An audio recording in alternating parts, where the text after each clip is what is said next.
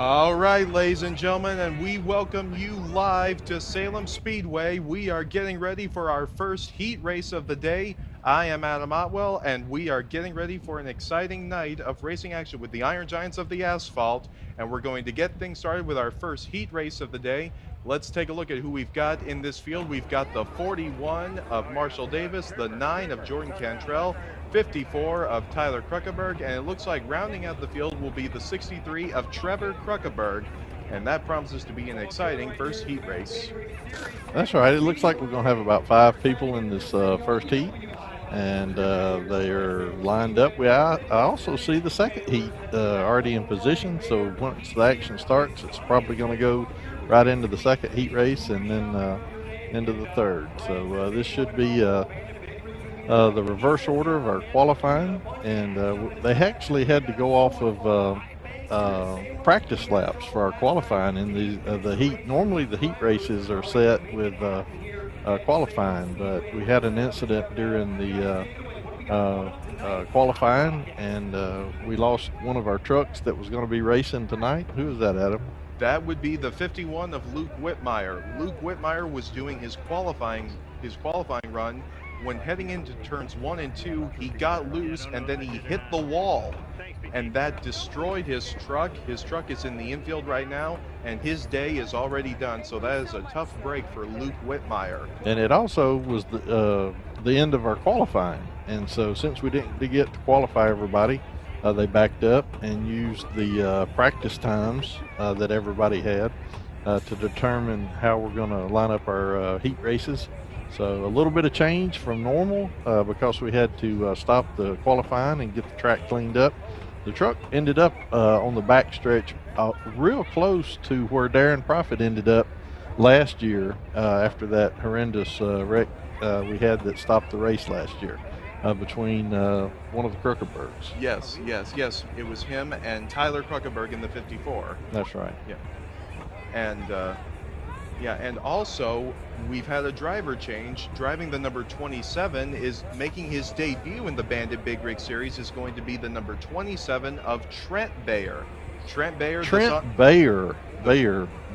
He's kin to somebody else? Trent Bayer is the son of Brian Bayer. Brian Bayer's son.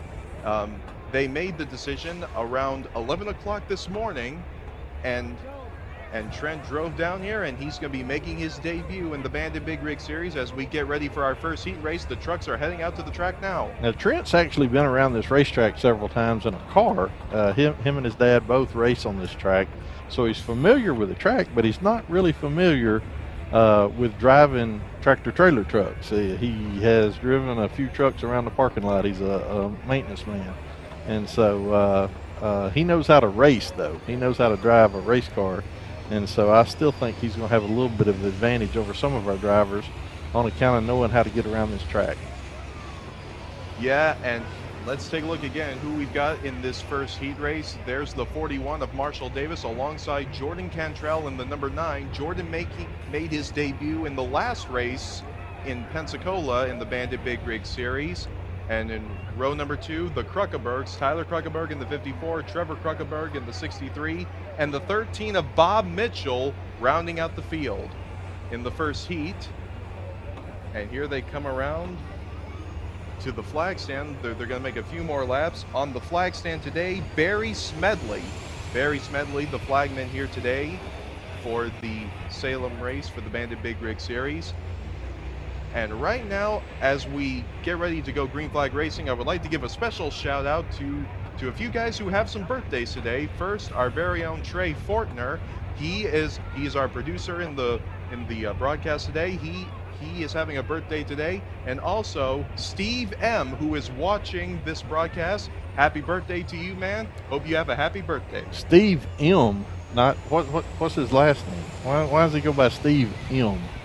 Nobody told me. You think he's in witness protection or something? I don't know. Well, if we find out, we'll find out more and see who Steve M is. But Steve M, huh? Yes, indeed. And the one to go signal has been given, and we'll see what happens when we take the green flag in the first race of the day. Heat race number 1. Marshall Davis and Jordan Cantrell leading them off. The green flag waves, and we are off at Salem Speedway. Into turn number 1 we go. And it looks like, yes, the advantage goes to the 41 of Marshall Davis, but here comes Jordan Cantrell on the outside. Jordan going to try to make the outside line work for him. So far, Marshall Davis still has the lead, but Jordan's coming up on the outside. We'll see if he can make the pass work. Here he comes off turn 4. Who's going to lead this lap? Oh, it looked like Marshall Davis by just a little bit. I think a bumper. Oh, and Trevor Kruckenberg was hard on the brakes right there, but we stay green. We were still going. Still side by side going down the backstretch. Yes, we're still side by side for the lead. Jordan Cantrell is not backing down on Marshall Davis. He continues to battle it out for the lead. Coming to the start-finish line. Oh, this time Jordan leads the lap. Jordan Cantrell led that lap that time by, so he's making the outside work for him. Now onto the back straightaway, side by side we continue, and Jordan's going to try to clear him heading into the turns here. Can't quite clear him yet. Oh, but he might do it here. Yes, he will, and here comes Tyler Kruckenberg on the outside for second place.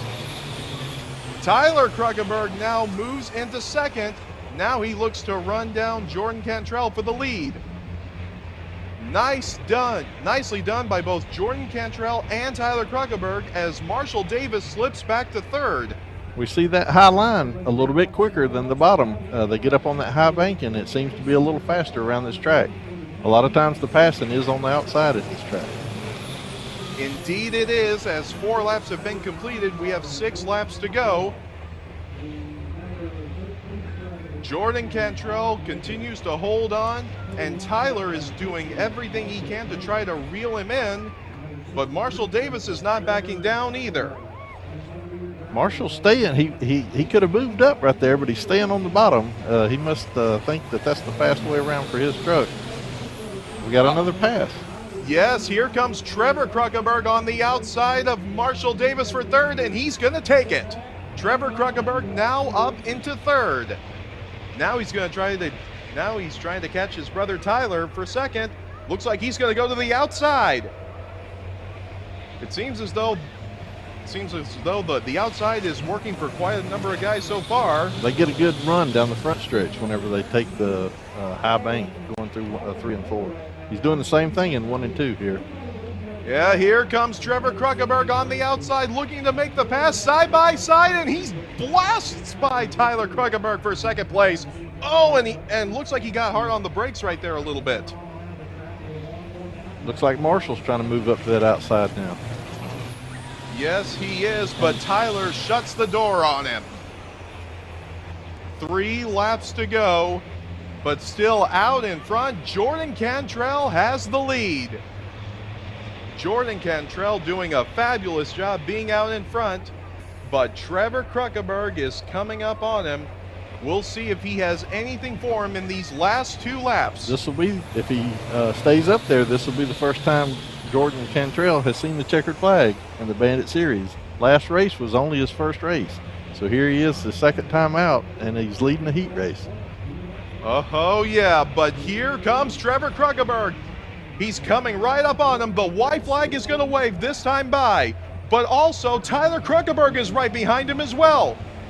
Looks like it's going to be Jordan Cantrell versus Tyler and Trevor Kruckenberg on the last lap. Onto the back straightaway. We'll see if Jordan can hold him off. Oh, but Trevor's gaining ground. Here he comes. Trevor. Oh my goodness, right into the back he goes. Jordan's hanging on to it. Can he hold on to the lead? Yes, he will. Here we go to the start-finish line. Jordan Cantrell is going to win heat race number 1 and second place. Oh my goodness. Tyler Kruckenberg finishes second. Third place goes to Marshall Davis. And it looked like Trevor Kruckenberg finished in 4th with Bob Mitchell in 5th. Oh my goodness. When he made that hit on the back stretch back there, he not only, got on his brakes hard, he started losing control through 3 and 4. I don't know if something's wrong. That was a hard hit. That was a pretty hard hit back there, but he hit him square. Jordan Cantrell, the first time he sees the checkered flag. Fabulous Well done by Jordan Cantrell. And a last lap pass for second. Yes. And Trevor Kruckenberg gave it his all right there at the end, but Jordan was able to hold him off. What an exciting finish in that first heat race. Man. And I imagine Jordan's going to be one happy camper when he gets out of his truck. Once again, congratulations to Jordan Cantrell. And now we'll be getting ready for heat race number 2. Heat race number 2 looks like we've got the 3 of Alan Bowles, 46 of Brian Cash, 55 of Craig Kruckenberg. Here's that. Oh, and here's the replay. Look at that. That shows just how hard Trevor Kruckenberg was going for the win. He did everything he could to try to get around him, but then watch right here as we're coming to the final turns. Here comes Tyler past him as he finishes second. Marshall gets past him for third.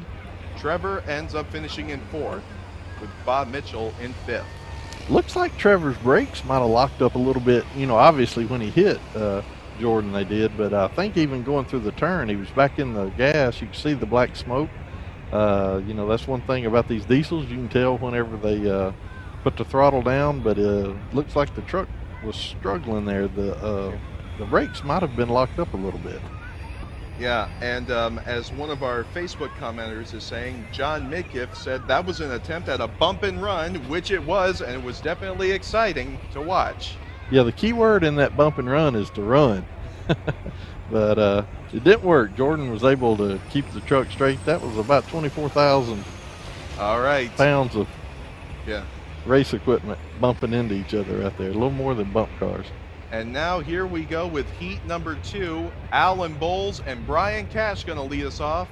Again in this race, also Craig Kruckenberg in the 55, 66 Austin Hoppy, and making his Bandit Series debut, the 27 of Trent Baer. Oh my goodness, what's going on with the Godfather?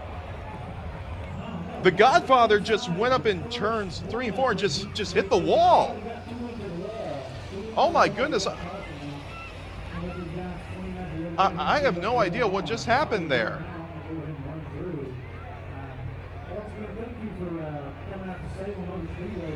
He's got it rolling again. Yeah, the truck is rolling.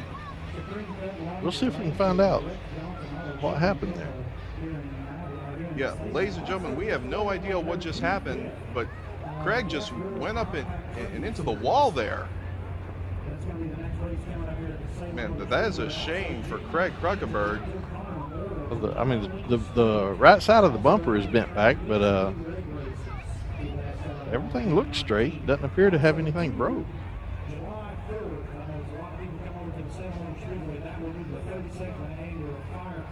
Yeah. Hopefully, Craig will be able to continue.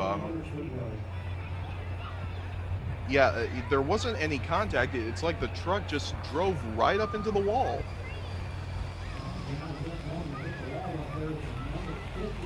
Not sure what happened. I think he was trying to lighten his truck up a little bit. He's knocking a little dust off that right side. He's ready to go now. Yeah, it looks like it. And looks like Craig is going to be able to continue this race and start heat number 2. Yeah, officially we didn't start the race. So I think he will go back around and get lined up where he was. Yeah, looks like it. And the track crew was out there and they were checking to make sure everything was A-okay, and it looks like the track is good to go for heat number 2. And we want to tell our viewers that what is different about this heat race is the first and second place finishers in both of the heat races, they automatically qualify for the draw.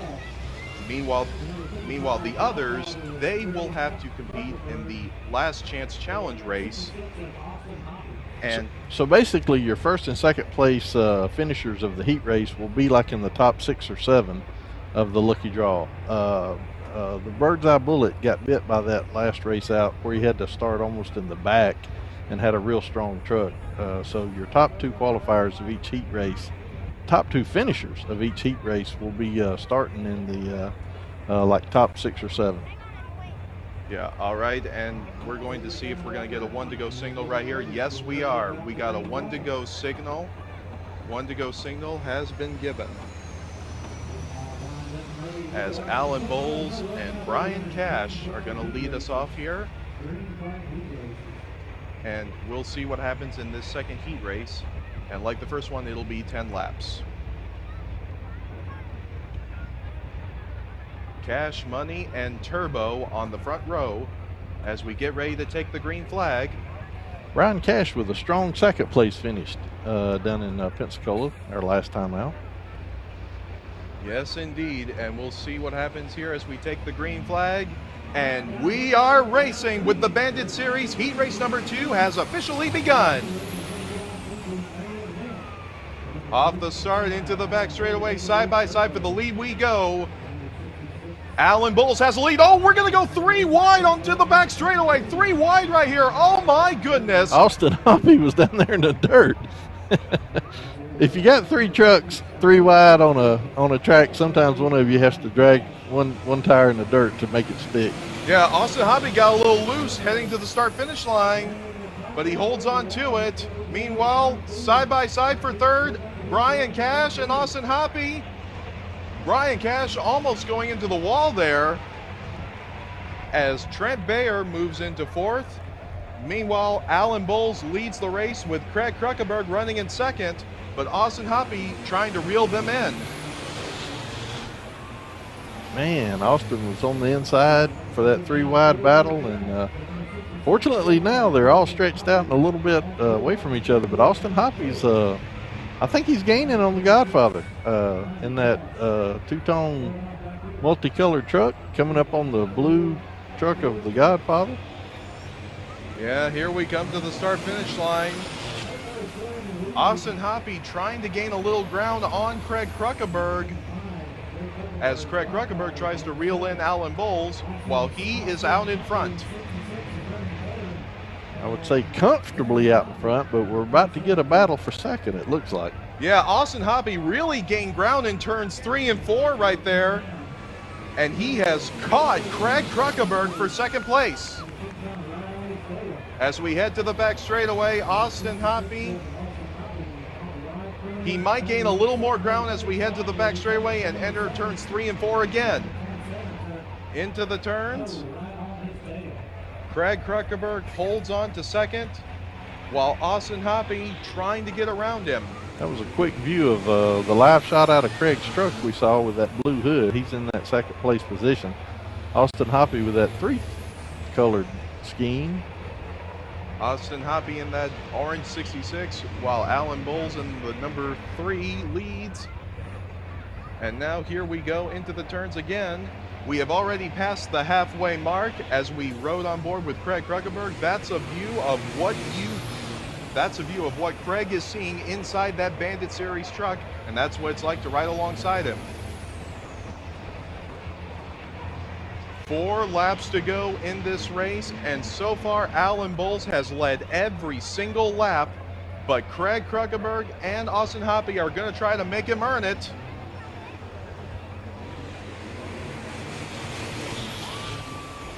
Craig Kruckenberg looks like he's going to try to go to the outside right here. He might have a good run on him right here. No, he doesn't. Once again into turns 3 and 4. When we come to the start finish line, 2 laps to go. 2 laps to go for Alan Bowles. Alan Bowles trying to hold on to that lead, but Craig Kruckenberg is there.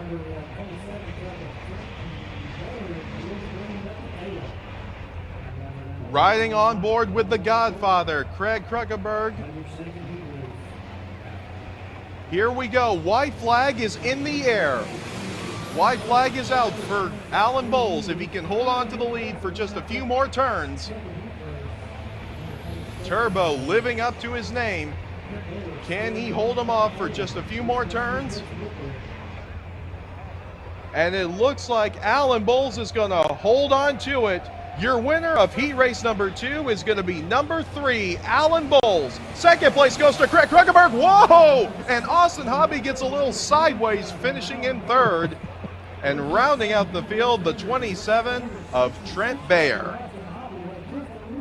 Austin couldn't. He couldn't make the pass, but so he decided to make it a little exciting. Yes, and it is my understanding that Little D is down there with the winner of our first heat race, Jordan Cantrell. Take it away, Little D. Thank you, Adam. I'm here with a very excited first win ever, Jordan Cantrell. Congratulations. How you feel? Oh, I'm fired up now. I'm ready to go for that big one now. I mean, and this track is one of our tougher tracks we do all season. As we know, like last year and the years before, you've worked almost every job in these pits. This is only your second race taken behind the wheel. I mean, how did you prepare for this? I do a lot of research. I watch a lot, and I just had to go with it. Out, them boys behind me are pretty tough. They'll push you through there if you ain't going fast enough for them, so you better go. And go you did. Okay, anyone you're looking out for as we go, now that you guys have started watching some of the laps, who you kind of got on your radar here as your toughest competitor? They're all really tough guys. I hate some of them are out already, but they're all pretty tough. It's going to be down to that Brian Bayer. I mean, he's my buddy, and this is his track, so I'm going to try my best to beat him, but either way, I'll be happy. Honey, you're off to a great start. So excited to celebrate your first win. Congratulations. We'll let you get ready here for the rest of the race. Good luck. Back to you guys, Jeff and Adam. Thank you very much, Little D, and congratulations All right, honey, to good Jordan luck. Cantrell as we get ready for our final heat race of the day. Looks like we got the 4 of Scott Treadway. The 88 of Mike Morgan is in this race, along with the 16 of Randy Briggs, and the hometown boy, Brian Bayer, in the orange 99. And I'm looking at all the fans in the stands. There are a lot of Brian Bayer fans here today. Well, there's a lot of orange T-shirts in the stands. I guess that's Brian Bayer fans, you think? I would imagine that it is. As we get ready for our final heat race of the day, look at all the fans here that we've got here. And there's PT giving high fives to them all. Yeah, high fives are free, he says. And the 1 to go signal has been given. We'll see how Lightning fares off against Mac Vader in the final heat. The feature winner last time out at Pensacola, Lightning. Yes, Lightning, fresh off his first ever feature win in that Pensacola. number 4. In that number 4. Yes, in that number 4 he calls Alice's Revenge. Here we go, right into the turns, ready to take the green flag. We are waving. Green flag is out. Who gets the advantage into the first turn? We're side by side for the lead. Scott Treadway and Mike Morgan side by side. And it looks like, yes, a slight advantage to Mike Morgan as we head into the turns. But here comes Brian Bayer right behind Mike Morgan. Brian already up into second place as he tries to, now he's going to try to get around Scott Treadway. And I'll tell you, if he's driving anything like Brian, if Brian's driving anything like he did last time, I believe he's going to be a threat to win the feature. Brian Bayer right up against that wall like we've seen him do before. Yes, he is. In fact, during qualifying, I could have sworn that he hit the wall just a little bit. But Brian Bayer was still able to have the fastest time in qualifying and fastest in practice. So Brian Bayer is a man on a mission to win here today in front of his hometown crowd. But first he has to catch up to Mike Morgan, and I believe he might do that in just a couple of laps. But meanwhile, Mike Morgan, as he leads every lap so far, he holds on to the lead. Randy Briggs is right there on the Bird's Eye Bullets bumper. He's trying to make it interesting. Yes, Randy Briggs, he almost won the feature last year at Salem, but after that big crash with Darren Profit and Tyler Kruckenberg, they ended up canceling the race. And that was a huge bummer for Randy Briggs because he was on fire a year ago. He kind of binds his truck up when he tries to cut under Brian Bayer coming off this turn. Let's see if he does it again. He has to go to the inside because he's not going to pass Brian Bayer on the outside. And when he tries to cut down under him there, it kind of binds his truck up. The halfway point. Yeah, here goes Randy Briggs to the inside. Randy Briggs looking on the inside of Brian Bayer for second place. Side by side as we go onto the back straightaway. Side by side we go.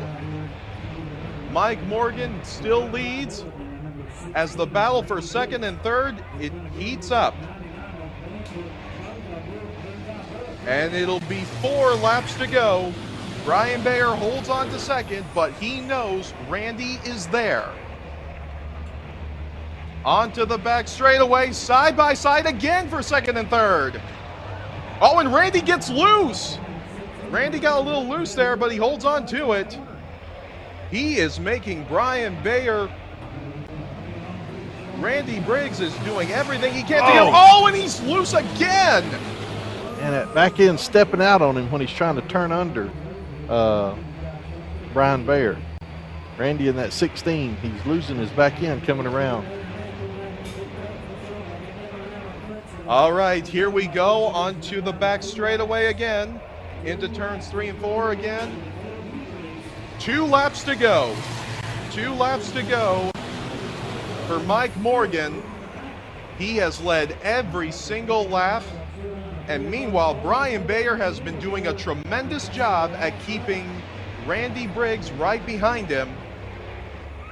And the white flag is going to wave this time by right here. And you know Randy's going to want to make the pass on Brian Bayer because that'll move him right into the luck of the draw. And you know he wants that. Oh, here he goes again. He's sideways a little bit. He tries to get around Brian Bayer, but he can't do it. Brian has had an answer for everything Randy is given. Randy's going to have one more shot right here. Looks like he's going to run out of time. The checker flag waves. Mike Morgan wins heat number 3. Brian Bayer second. Randy Briggs third, followed by the 4 of Scott Treadway. Oh my goodness. What a race that was.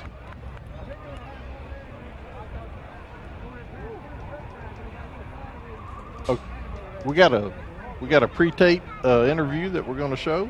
Let's take a look at it. Yes, let's take a look now.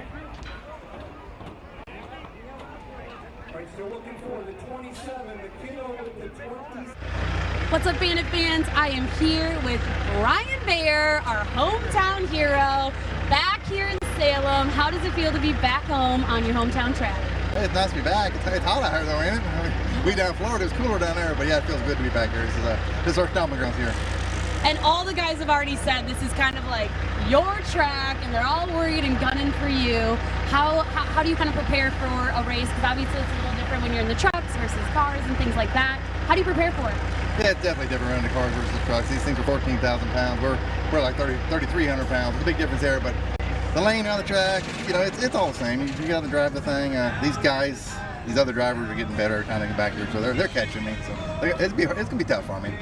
In Pensacola, I mean, you were about to sweep the whole dang thing. I mean, you had all these wins, first time out in the new truck, and then of course, luck of the draw can make or break you, and you had that hard hit. You know, how did you kind of stay in it?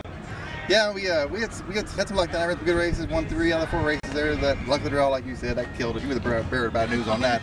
Thank you. But yeah, we got stuck in the back there. Got that first lap crash there with Darren. Didn't know for sure we'd even be able to finish the race because it looked pretty rough. But tire tellers, we drove it and starting tail. We come back through there. We needed a caution or some extra laps. I think we could have pulled it off. Yeah, you made a lot of moves considering you started way in the back of the pack, and these guys aren't always easy to pass because they're kind of all over the place sometimes, aren't they? That's right. These trucks are wide. You can get a little sideways or something. They're hard to pass. These things they're not easy.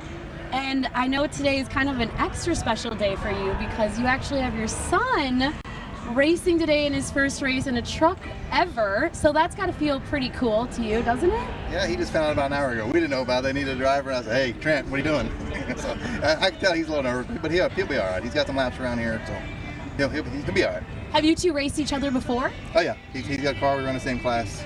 We work together. So yeah, maybe we can team up and go to the front. I love that. All right, well, we're going to look forward to seeing you guys team up today. And in the meantime, we'll let you get ready and back to Jeff and Adam. All right, thank you. Thank you. All right, thank you very much, Lil D. And now we're getting ready for our Bandit shootout, and then once we are ready, we are going to send it to PT, and he's going to be taking care of everything. Brian Bayer finished second in that race. Man, Randy Briggs was doing everything he could to cut down under him. Brian, you know, is going to run the high line. And Lil D's down there with the 46 of Brian Cash. Let's see if we can get a word on what's going on. All right, and it looks like there's work on the 46 of Brian Cash, and I think we're getting word that there's a chance he may not be able to. It's questionable whether or not he's going to be able to continue, and that's going to be a tough break for the whole Whitmire Motorsports camp, considering Luke's truck was already destroyed during qualifying, and well, although it looks like Brian Cash is putting on his Hans device, and it looks like he's going to try to put his helmet on and see if it looks like he will be able to continue. And now we're getting ready for the Bandit shootout, and the first two trucks are already out on the track right now. And it looks like it's the 9 of Jordan Cantrell and the 41 of Marshall Davis.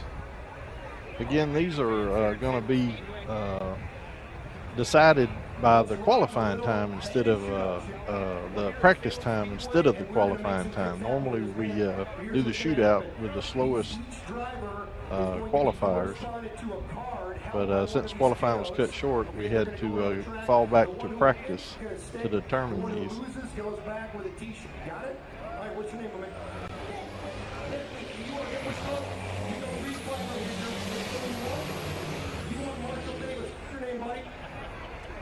Driver wants Jordan Cantrell. Now cheer your driver on as best you can.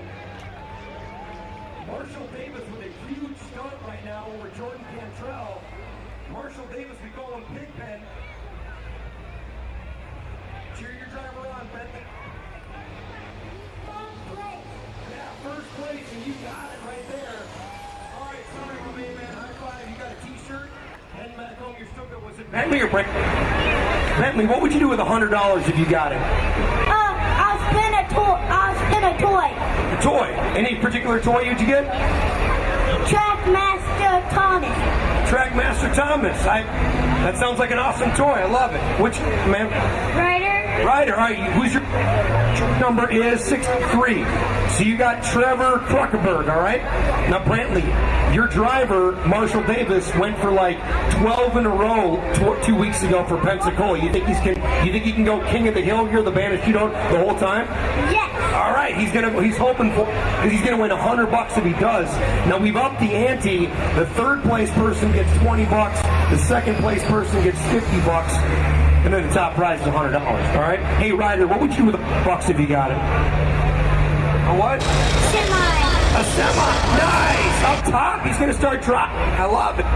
Not sure we're gonna get a semi for $100 to be out. Dan, do you have a $100 semi?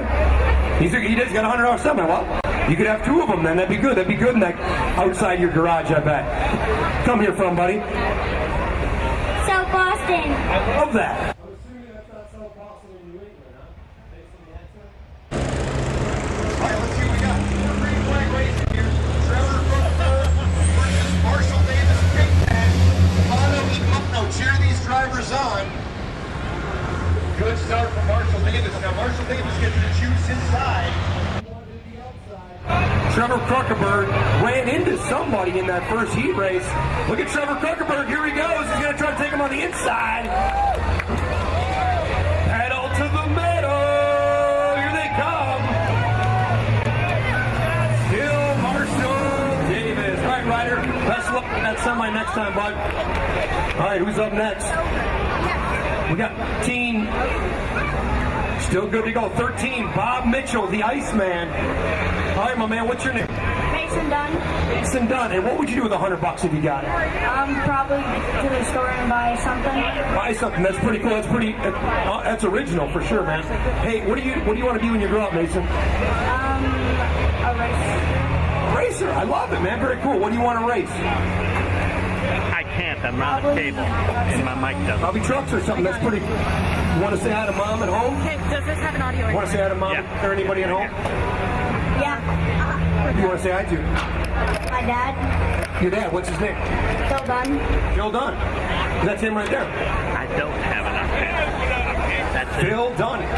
All good to go. Tell him I do not have enough. What we're going to try to do is, you should come over here, Mason. Say hi in that camera right there. Hi. There you go. You're on TV. That's pretty cool, huh? We're making dreams come true here, Dad. Here we go. Green flag racing. It's Bob Mitchell, the Iceman, on the inside. Marshall Davis on the outside. Tell you what, those tires of Marshall Davis, he might need to make a stop down at best one or something like that. Neck and neck. Look at this, side by side into turn 3. Cheering him on. The Iceman trying to cool down Marshall Davis. Marshall Davis going to pull a loop, do a little swapperino. And it's going to be the Iceman. The Iceman taketh and the Iceman giveth away. Sorry, Brantley. Nice job, buddy. Look at those razor cuts, by the way. Hey, Big B, do me a favor. Show the camp, the crowd at home, that Big B on the side there. That is awesome right there. Zoom in on that bad boy right there. All right, nice job, buddy. Have a good night. Nice job. All right, the Iceman. So Mason, the Iceman cooled down Marshall Davis there. What do you think about that? Now, do you want him to take the inside or the outside track? Inside. You want him to take the inside? Oh, he's taking the outside. Looks like it. What's your name, Miss? Emily? Tenley? And which car do you have there? The 3. That's Alan Bowles. What do you think about that green truck? Good. Awesome. And how old are you? What would you do with $100? I would donate 50 to the animal shelter and 50 to a hospital. Oh my goodness, he's okay. Look at that. Oh, Tenley, you're warming hearts all across the nation right now. That was Mason's trip to the store sounds pretty selfish at this point in time, doesn't it? Seriously, man. No, I'm just kidding. All right, we're green flag racing. Here we go. Green flag racing. Alan Bowles and the Iceman. All right, hang tight, hang tight. The Iceman versus Alan Bowles. The Iceman trying to send Mason to the store to get some ice cream. Alan Bowles trying to give it back to the pets, to the animals. Do it for the animals, Turbo. On the inside, Alan Bowles. On the outside, the Iceman. Look at this, to the neck and neck. Oh, and it's the Iceman. No, look at that. Oh, sorry, Tenley. Tenley. Hey, sweetie, here. I'm just going to give you $20 so you can take it to the kiddos or something like that. There you go, there you go. Just for being a good sport, okay? There you go. You got to give it to a giving heart like that. That's awesome. You got this announcer just became a dad 5 months ago, man, of a little girl. I'm going to be crying on this broadcast. Good thing we got glasses here, sunglasses. All right, Brian Cash trying to heat up or cool down the Iceman some way. Here we go, Mason, the Iceman. And what's your name, miss? What's your name, sweetie? Alexis. And what would you do with $100 if you got it?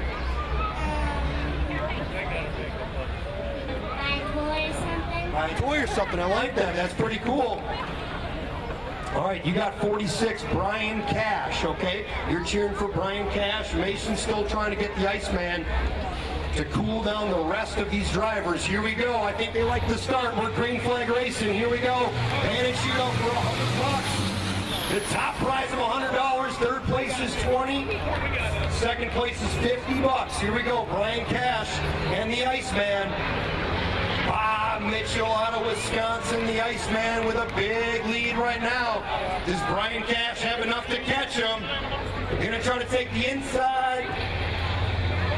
I don't think that's going to do it, and Mason still feels good. How about the Iceman? All right, hey, Alexis, I loved it, okay? High five. Grab a t-shirt, though. All right.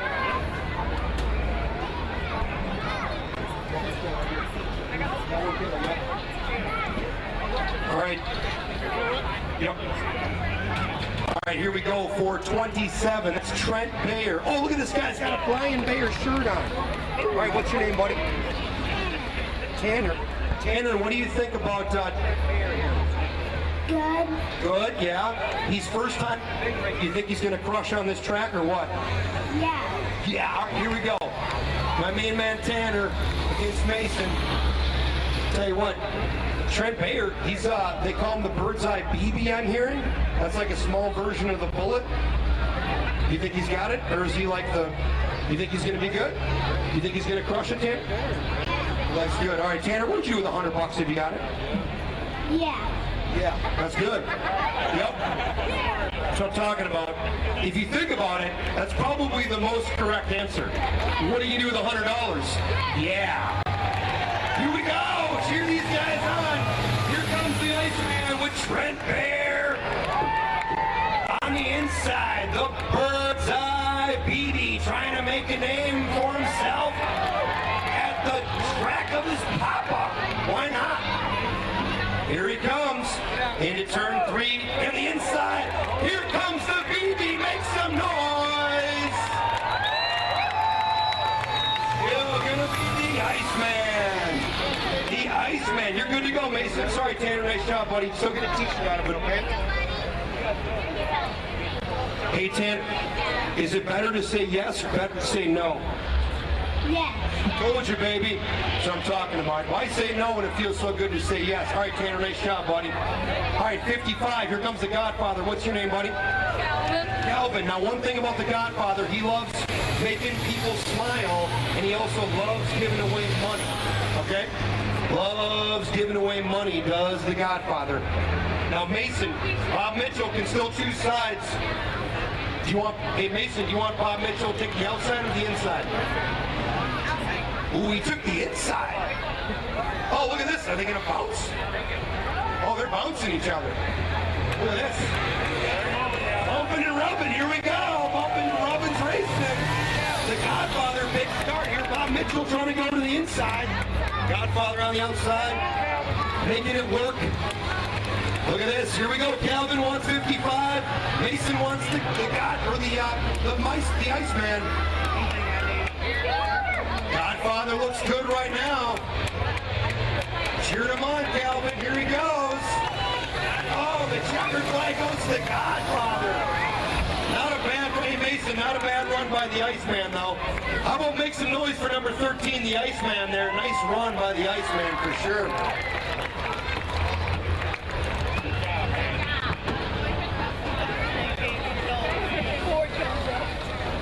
All right, we got Austin Hoppy next. What's your name?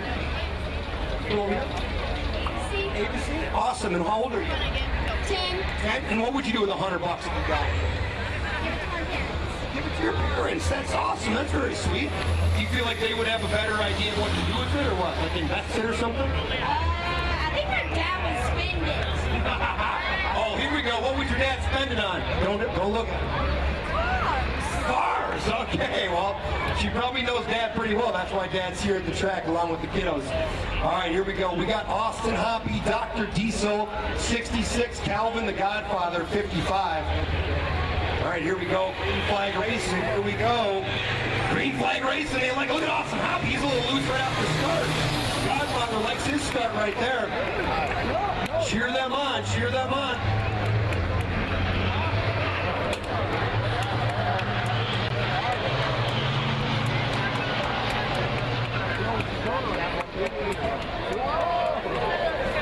Still got a chance here. Austin Hoppy trying to make it happen. And it's going to be the Godfather with the checkered flag. Godfather. Calvin, look at that. Look at that camera and give me a little dance. Love it. All right, nice job, girl. Next time, all right, nice work. All right, here we go. Scott Treadway still rolling through our Bandit shootout here. Still rolling through our Bandit shootout 1-on-1. That's okay. Just, hey man, that's the best way to get on the broadcast. When you bring your nachos, just roll right back to the camera, right? You're gonna be on YouTube. That's why they call it YouTube and not, you know, DemTube or whatever. Let's go. Here we go. Scott Treadway, number 4. Scott Treadway, what's your name, miss? She's in it. Macy. And what would you do with $100 if you got it? Buy electric scooter. Wow, electric scooter. You're very specific about that. Very specific about that. Where would you go with your electric scooter? Everywhere. Where wouldn't you go, right?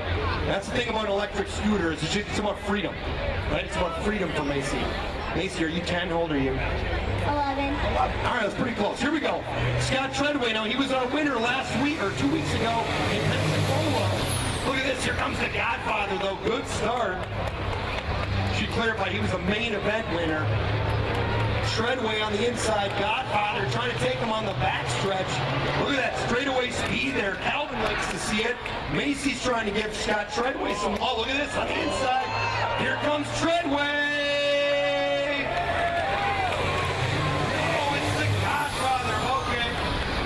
Scooter will have to wait. Nice job, Macy. Nice job, nice job. Electric Scooter. Oh, what's your name, miss? Amy? Kaylee. Okay, awesome. You got 88. That's Mac Vader. That's Mike Morton. The force is strong with him. Are you a young Jedi warrior? No, you know what that is? It's okay. Yeah, of course, announcer, don't give a 70s reference to the kid that's under 8. Seriously. Honestly, I set you up for a poor one there. It's Darth Vader. It's an old joke. Your parents might not even get it, to be honest, because they're probably younger than it, too. Anyway, Mac Vader is 88. The force is strong with him. Calvin's dance force is strong with him. He wants 55, the Godfather. Godfather loves to give away money. Kaylee wants to win some money. She can go watch Star Wars. Here we go. Looks like we're going to be set. They like the start. Now, Calvin, you like the Godfather on the outside? Outside. Outside. Calvin likes outside. Here we go. Look at Mac Vader go. Now, Mac Vader has and they beat. Godfather's on the outside. Will that turn get him into some trouble? Look at Mac Vader on the inside. Through turn 2. Neck and neck, side by side. Godfather's got a lot of speed on the backstretch, though. Here comes the Godfather and Mac Vader down the turn 4. Mac Vader on the inside. Can he do it? Oh, look at this. Mac Vader got loose. Tried to do the best. Tried to do the best he can. Watch out for flying Calvins. Gotta watch out for flying Calvins. I love it, though. Nice job, girl. Flying Calvins. Calvin, how old are you? Like 9 years old? 8 years old, man. We've got flying 9-year-olds and 8-year-olds all over the place. All right, Randy Briggs. What's your name, my brother? Camden. All right, Camden's looking for number 16. Camden, you look like a guy who is just ripped good at school. What's your favorite subject in school? All right, so give me like, what are you doing right now in math? Like algebra or something like that, or like geometry? Circles and squares and stuff? All right. Anything you want to give on these people? I feel like there's a couple people in row 3 that are basically at the same level you might be too. Anything on these guys down here? Not really. No. Okay. He's gonna keep it for himself. That's okay. What's the favorite thing that you like about geometry? Just learning about it. Learning about. Okay. You want to send a shout out to some teachers that you have? Tabor. Pretty cool. Nice. All right, here we go. He wants Randy Briggs to win, bring some money home to math class.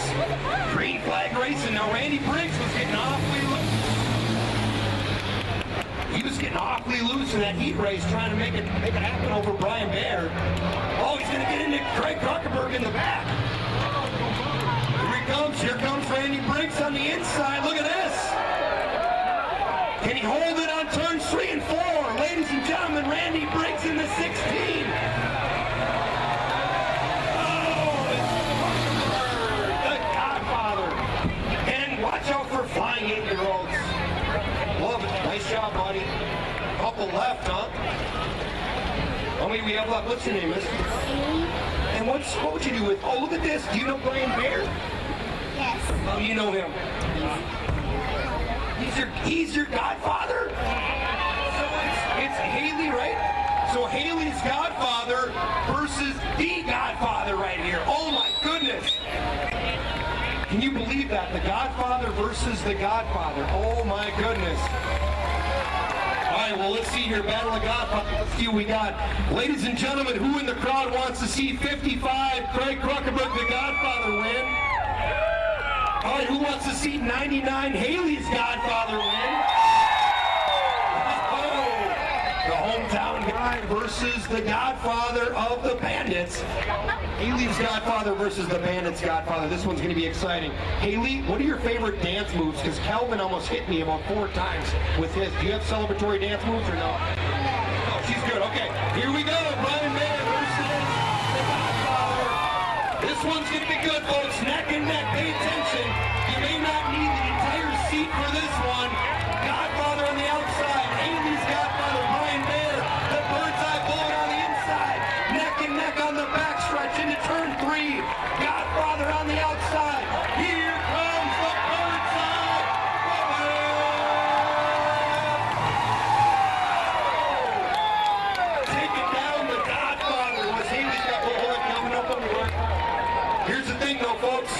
One of the things about the Godfather of the Bandits is he loves giving away money, as I mentioned. So here's $55 from the Godfather of the Bandits for Kelvin right there. There you go, buddy. What do you say to the Godfather?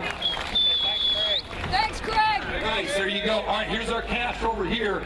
We got top prize, right? Top prize. There you go, folks. The winner right there, Brian Bear. So here we go. Check this out. So Haley, throw that to the camera. What do you think there? Your uncle, or excuse me, your Godfather just won you $100. What do you want to say to Brian Bear? Sorry, he's recording. Thank you. That's awesome. Show it to the camera right there. Anything you want to do with that $100?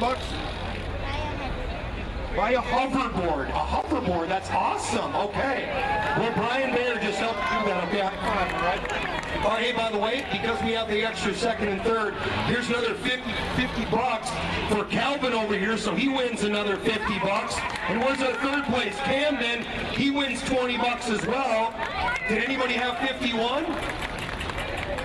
What did you have? 51 over there? Look at this. Luke Whitmire, he crashed into the wall early on. You know what he said? Hey, I'll give $51 to the person who got my car too. So there you go, from Luke Whitmire. So there you go. Did you say thank you?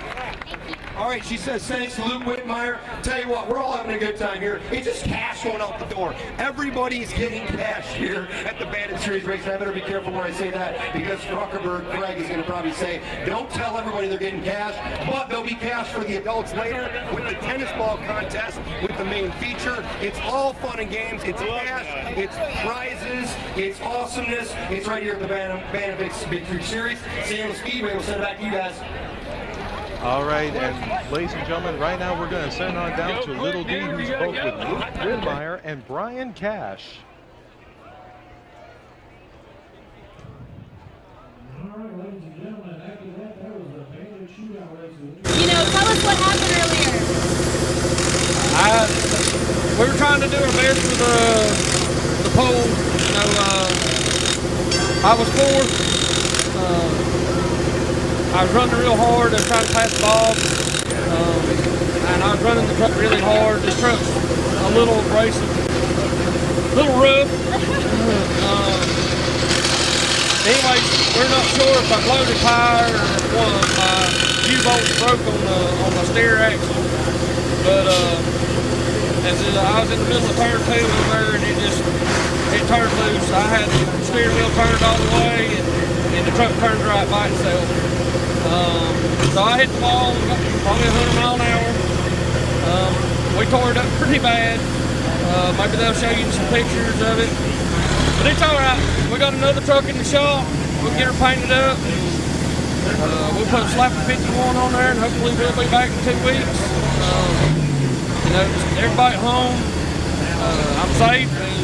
It wasn't that bad. It looks bad. The truck's bad. You know, for friends and family, I love all of them. Thank you for your support. I love our sponsors. Thank them for their support. And we'll be back. And that's what I love about your team. And crazy enough, you guys are just not having your day. Brian Cash, as we know, you were having some trouble coming out of the heat race, trying to adjust some things. So what's going on with the truck? We saw you guys feverishly working over here, including Luke jumping in, trying to get you in there. So what's going on? Well, it's the same setup from Pensacola. We went out and practiced, like 6 laps in. I put the brand new tire on the right front. Come in, made adjustments, went back out with a different tire, and it seemed to be doing all right. That's when he had a little bit of carnage sitting over there in a million pieces. And I hit his hood trying to keep from hitting him. When my truck just, I don't know what happened, just started going all to pieces. So we get him cleaned up, we come back in and we go out to do our heat race or challenge race, whatever it was. And like 2 laps into it, it's just all over the place. I can't even hold the wheel straight. Come in, check the wheel bearing, the outer nut on the hook seemed loose, so we tightened it up, put oil back in it, made it out there for the shootout, and done 1 lap, and I come back in. We checked it again. I'm going to race until I wreck it, I guess. I don't know what else to do. If that's not the most Brian Cash quote, I'm going to race until I wreck it. I'm sure Luke's really excited about that. As a team owner, that's what I need, is take 2 wrecked truck home. But it is what it is. We're here to make a paycheck. We're here to win. So, you know, give her all. I support him 100%. I mean, he's coming off a second place feature win, you know, from last race. So I think, you know, we're going to let you guys get ready. This team is nothing short of tons of heart. Good luck out there, my guy. And we better see you back at Alco, okay? Oh, we'll be there. Back to you guys. Fans.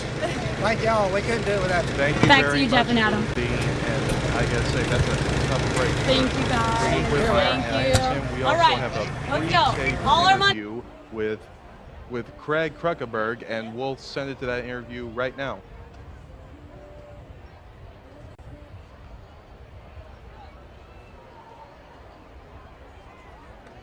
All right. All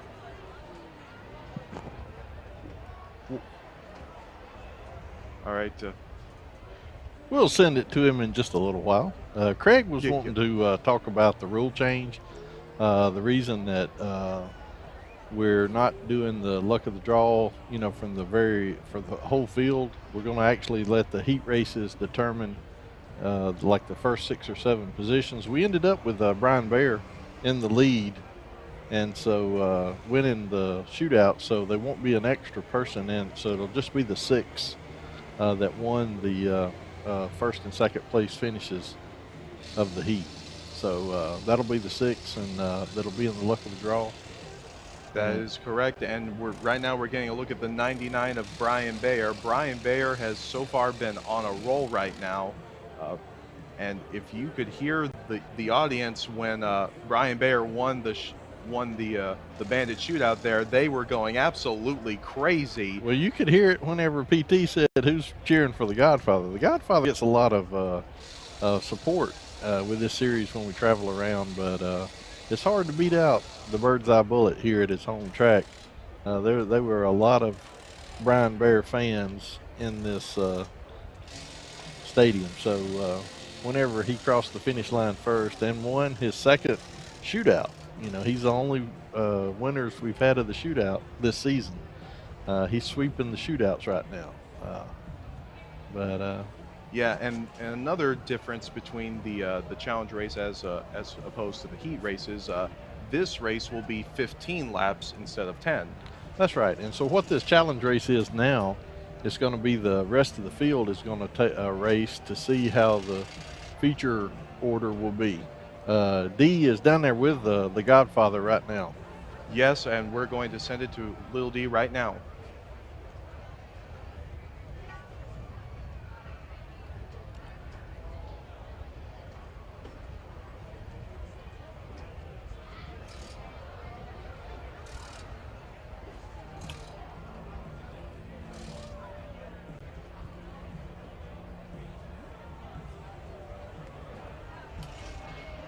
Okay, ladies and gentlemen, we are having some technical difficulties right now, and hopefully we'll try to get word with Lil D and Craig Kruckeberg in just a moment.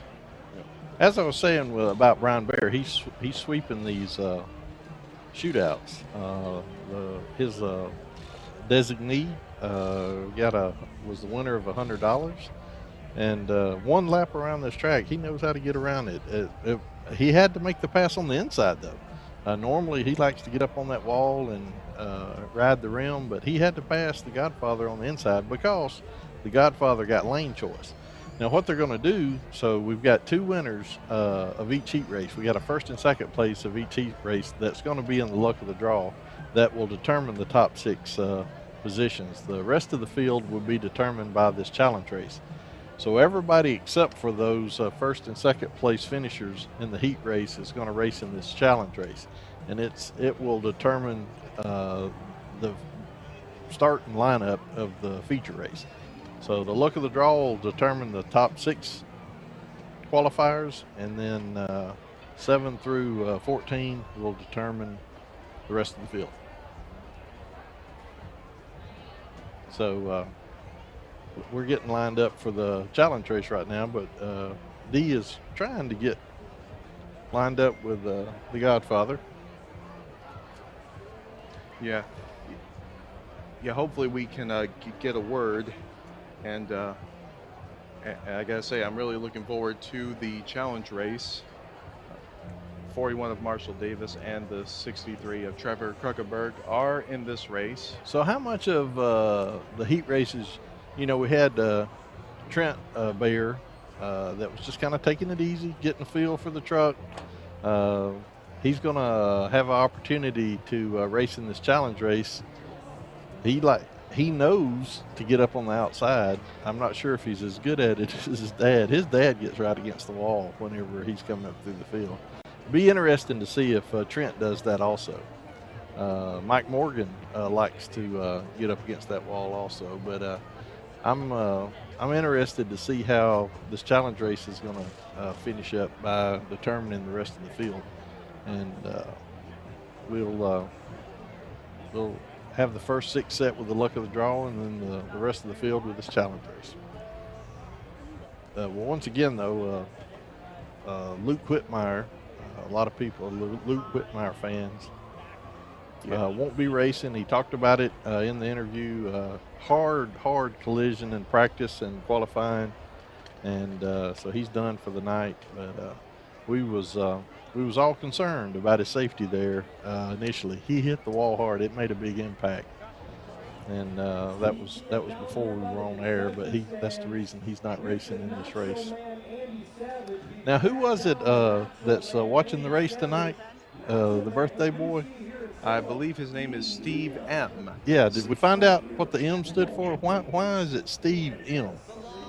I'm afraid I don't have an answer for that. And we don't know about the witness protection. There's a reason he doesn't want to know it. We don't need to know his last name. Well, Steve M, if you know, if you want to let us know, we'd like to find out why they call you Steve M. Yes, that would be very helpful. Yeah. And so also a reminder, the people who finished first and second in the heat races, they will not be in this challenge race. That's right. So the rest of the field who finished behind them, they will compete in this, and whoever wins this, they will be starting, I believe it'll either be seventh. Since Brian Bayer won the shootout, we've got 2 winners of each heat race. That's 6.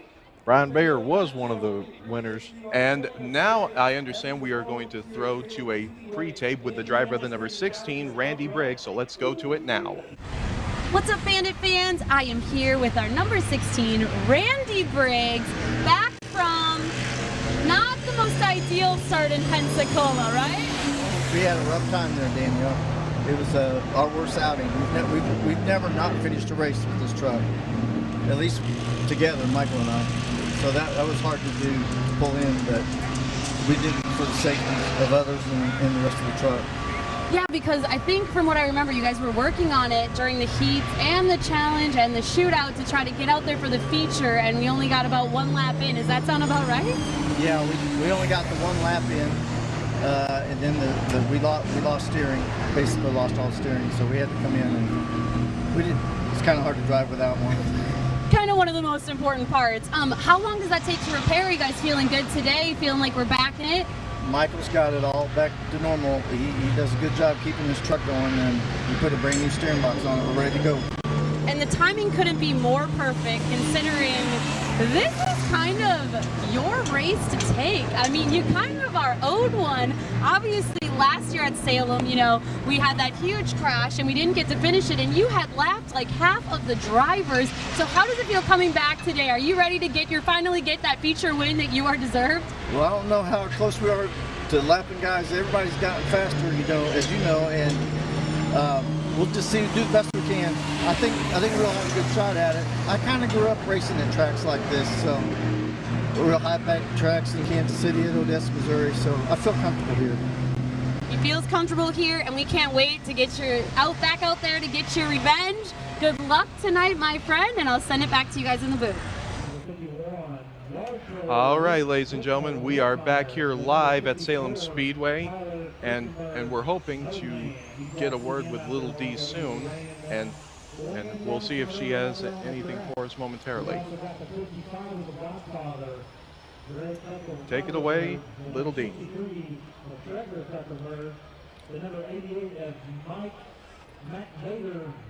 Doing things. So you actually, because you got that second place heat race win, and then you also almost took the shootout, but now you get to sit out the challenge for once. So how does that feel? It's different. It really is. I mean, because when we came in, one of the guys said, well, let's challenge you. And I said, I ain't racing no challenge this time. And so, you know, Tyler and Trevor, I was kind of hoping they would pick 1 and 2 in their heat, you know. It's, the teams are, for lack of a better way of complaining, to a whining about not having enough time to compete and races and stuff like that. So it's like, okay, we can open this up a little bit, but, you know, and, you know, the races, right? They're going to complain about no matter what set of rules we put out there. But they're racing harder tonight than I think they've ever been. And this is the track where it's really scary to do that, because this track is the most polarizing track I think we do all season. For those of you that don't know what we changed back at home, the winners of the first and second places in our heat races and the winner of the shootout automatically goes into luck of the draw for our first 7 seats of the race. So pole positions up for grabs for those 7. And the remaining racers now need to take over the challenge race, and they will actually line up in the order that they finish. So it's a whole different thing, and I have to say, I mean, the competition is stiff and this track is rough. How are you feeling out here today?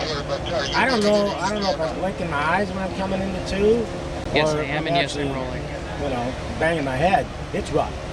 But if you run the high side, you know, this is Bear's track. You know, and he runs that high side, so I thought, well, I'm just gonna have to go up there, run up there too, and it helped. I mean, it helped in the challenge. I mean, in the shootout here. I'm comfortable up there. It doesn't seem as bouncy. No, it's, I'm actually, this is, you know, everything I do have to do, right, for the Bandit series, but this is probably the most excited I've been about an opportunity to win a race. And man, if we can get the luck of the draw, we can hook that putt run, we got this wrapped up. I mean, I'm just jittery. Yes, finally. I mean, you've had a win coming for your way for a long time, my friend. Yeah, I know. You'd think the guy that, you know, runs the series would get 1 win out of all of these races. And, you know, I think the officials, you think they'd help me a little bit. I spiffed the flag guy, you think he'd help me a little bit. But, yeah. No, I mean, I don't want to be given favor to win. It's just otherwise it isn't the same, right? And so, yeah, so Brian, I knew if I stayed on the outside, that's his favorite spot. And when we came out of 4, he scooted up there a little bit to squeeze me to that wall. He wanted that outside. And he just wanted me to have the wall. But no, I told him when I was lining up with Brian, I said, this is going to be the hardest one I got.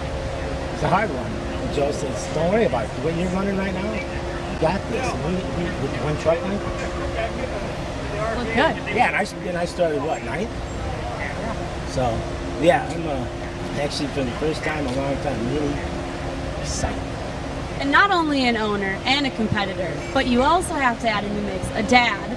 And how fun was it watching Tyler and Trevor just go at it in that heat race, those two? That's what I was saying. Come on, guys, come on. Just quit screwing around with each other, hook up, and just get by them, and then it doesn't matter anymore, 1 and 2. And I know you said that you're racing really good here, so, I mean, I see him working back here on your track. What are you guys changing here now that you have this nice little break going in the feature? Anything you're adjusting on the truck? Well, they're just making sure all the nuts and bolts are still on there when I hit the wall. I don't know. Let's not do that. I was skewing around in the back, you know, and I was trying to get my steering wheel lined up, and I was moving my mic button, and I must have unhooked the steering wheel. So when we come around to take the green flag, you know, I don't know. I just lifted the steering wheel, and I slammed the brakes, and boom, Hoppy hits me. I hit the wall, and, you know, and I thought, we're done. And then I pull in, and the guys go, the race never started, you're not going to lose your spot, get lined back up, the truck's fine, put a truck tape on there, I guess. Yeah, I'm ready. All right, he's ready for this. We're going to let him get ready for this. I'm sending it back to you and Jeff and Adam. All right, thank you very much, Lil D. And the green flag waves on the final, on the challenge race right here. And we're going 3 wide into turns number 1 as Austin Hoppy is out in front. Austin Hoppy in the number 66, he has the lead. Right now we have a battle for 2nd and 3rd right now between the 41 of Marshall Davis, 16 Randy Briggs. Meanwhile, behind them, side by side, it's the 27 of Trent Bayer and the 4 of Scott Treadway. As the first lap has been completed, it's the number 16 of Randy Briggs looking on the inside of Marshall Davis. trying to make a pass right there and Trent Bayer looking on the inside of Scott Treadway. Look at that. Nicely done there. But meanwhile, it's Dr. Diesel, Austin Hoppy out in front. Austin's pulled out to a pretty comfortable lead. He's got a little gap between him and second. That's Randy Briggs running in second right now. Yeah, and right now, side by side, it's the 41 of Marshall Davis and the 63 of Trevor Kruckeberg. Trevor on the inside right there looking in. But man, look at this racing we've got right now.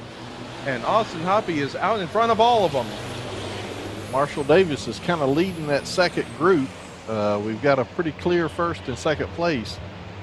Yes, we do. Meanwhile, side by side, Marshall Davis and Trevor Kruckeberg continue to battle it out. Meanwhile, Scott Treadway and the 27 of Trent Bayer are still battling side by side.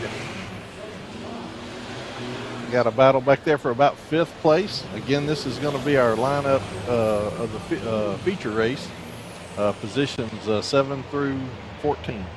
Yeah, yes, this will determine the rest of the positions from 7th to 14th. Austin Hoppy is way out in front of them with Randy Briggs running in second right there. Meanwhile, the side-by-side battle continued between Marshall Davis and Trevor Kruckeberg. And now Trevor's got his hands full with the 4 of Scott Treadway and the 27 of Trent Bayer. And there was contact between the 13 and the 46. Contact between Brian Cash right there. There was contact right there with him and looks like it was Bob Mitchell. Looked like, and once we get a chance, we're going to throw it down. After this race. Yeah, after this race, we're going to throw it down to the driver of the 3, Alan Bowles in the 3, with Little D. Shouldn't be much cleanup. I didn't see any fluids or anything on the track. I think they'll get lined back up and start over. Austin Hoppy had a commanding lead right there. Pretty comfortable. Randy Briggs was trying to reel him in. And then we had a little bit of a gap back to 3rd place. So right now, Austin Hoppy's doing a good job in this challenge race. Yeah, and this could be the moment that Randy Briggs needs to try to make a pass on Austin Hoppy for the lead. We'll see if he can get it on this restart. Brian Cash appears to be in good shape. He got sideways and was being pushed by Bob Mitchell there, but I believe his truck's in good shape. He's coming back around to get caught up with the field. So I think we're going to keep running. Yes, we're going to restart. Looks like it'll be 11 laps to go in this race. 11 laps to go. And this race being a few more laps, 5 more laps than the heat races, gives you a little more time for your tires to get hot and slick and things to wear out. These guys, they carry about 40 gallons of water to keep their brakes cool. And if they need to keep them cool, today's a good day. I thought being in Indiana, we was going to have some nice cool weather, but I believe they're having the record high for the year at 93 degrees. So the track is warm, but the sun's setting. The track should be cooling down. I don't know if it's going to make that much difference to how these trucks are set up. Did we get the one? We didn't get the one to go. No, we did not get the one to go. We might get it the next time by, though, as Austin Hoppy is going to try to hold on to it and win the challenge, win the last chance challenge. They appear to be lining up. Yeah, right now the trucks are lining up. We'll see if we get the one to go signal right here, or let's see this. Yes, we are going to get the one to go signal. The one to go signal has been given by Mr. Smedley. Yes, indeed. And we thank him for being the flagman for today. That is our flagman for today, Mr. Barry Smedley. Barry Smedley is the flagman here today, and he's been doing a tremendous job, and we're glad that he was a part of the Bandit Series broadcast here today. Austin Hoppy taking the inside. The fast way around this track tends to be the outside. He has chosen the inside. He thinks he can hold Randy Briggs off. We'll see. And there's the green flag, and Randy Briggs looks like he just got shot out of a cannon right there on that restart. Randy Briggs takes the lead. as we head to the back straightaway. Randy Briggs out in front, Austin Hobby back to second. And now the 4 of Scott Treadway looking to make a move on the 41 of Marshall Davis. There's the pass right there. Scott Treadway moves up into 4th.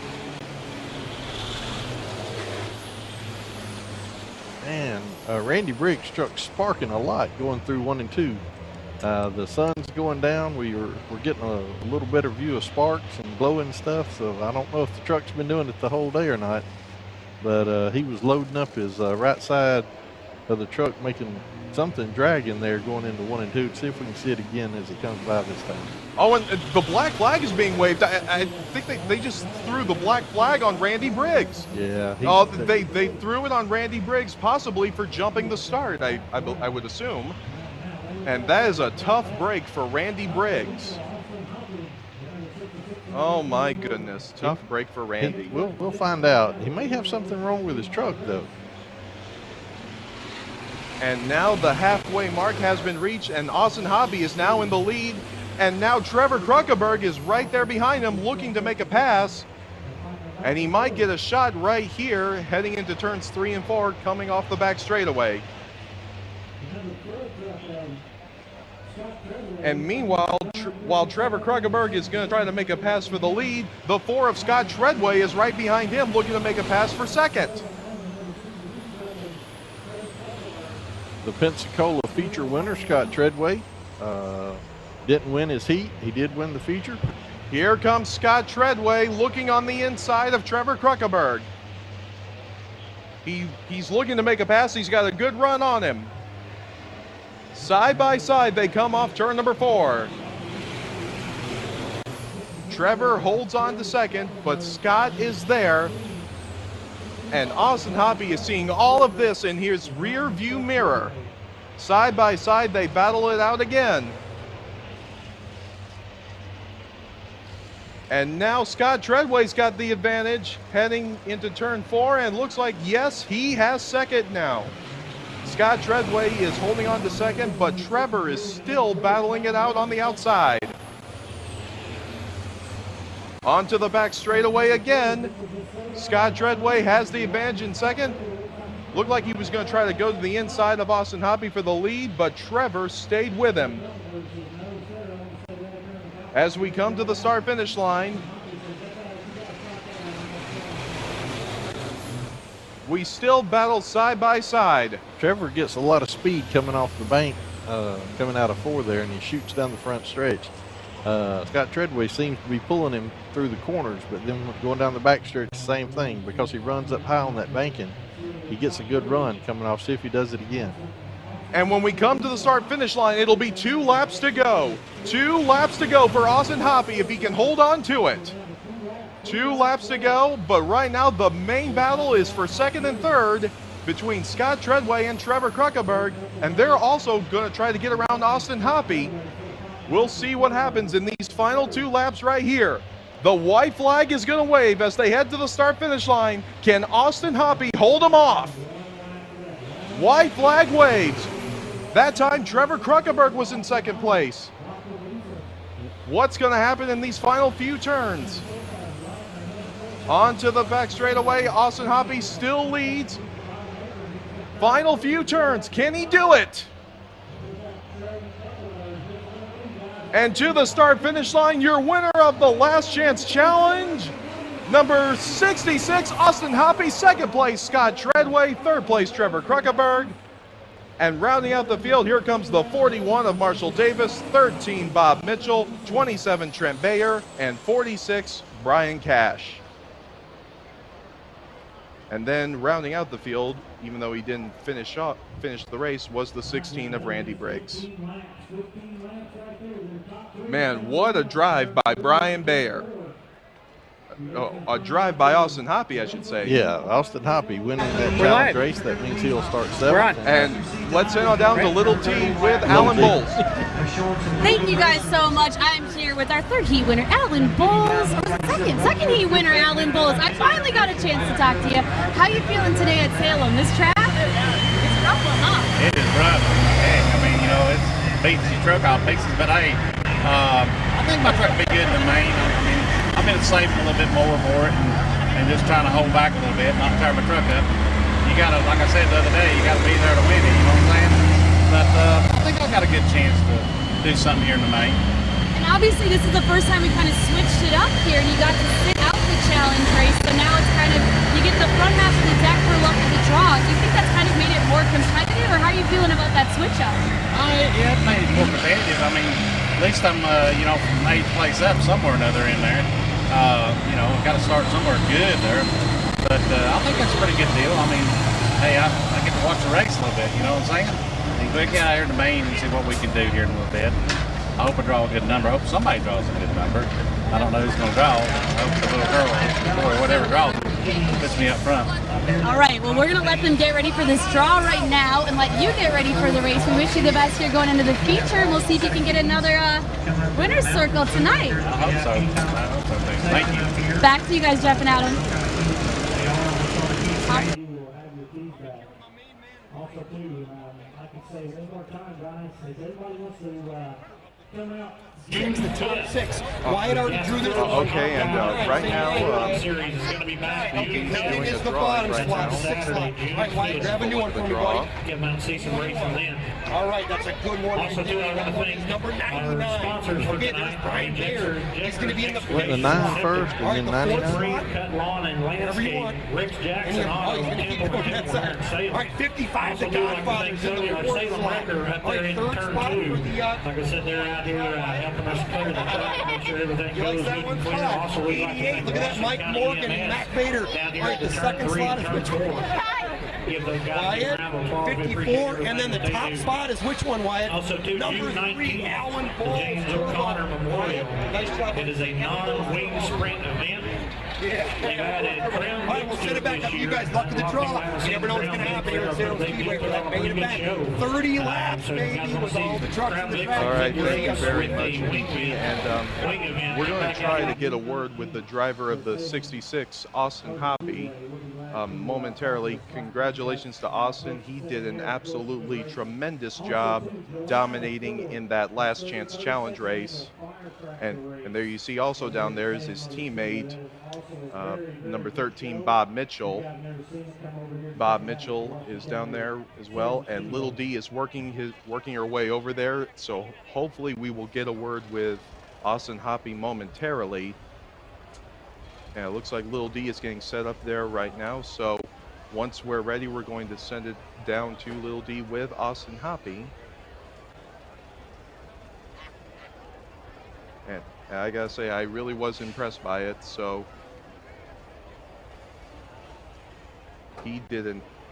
Austin did a really great job at staying out and ahead of the field and holding off a hard-charging Scott Treadway and Trevor Kruckenberg. And now we're going to send it on down to Lil D, who is with the driver of the 66, Austin Hoppy, the winner of the Last Chance Challenge. Let's send it on down to Lil D. Welcome back, my friend, with a challenge win. How you feeling? Feel pretty good. It was good to get out in front right away. After I had like half a track or front straightaway, and all of a sudden I saw a caution. I'm like, no! But we came back, and Randy kind of got a little bit on me or whatnot, and I started seeing sparks shooting from his back, and I'm like, what's going on here? And I was kind of like leaning back. I didn't know what was going on, and then they ended up black flagging him, and then I just had to hold off Scott and Trevor, but it's hot out here. Do you know that? I know. I mean, you're in a lot more clothes than me, so I can imagine you're doing all the hard work here.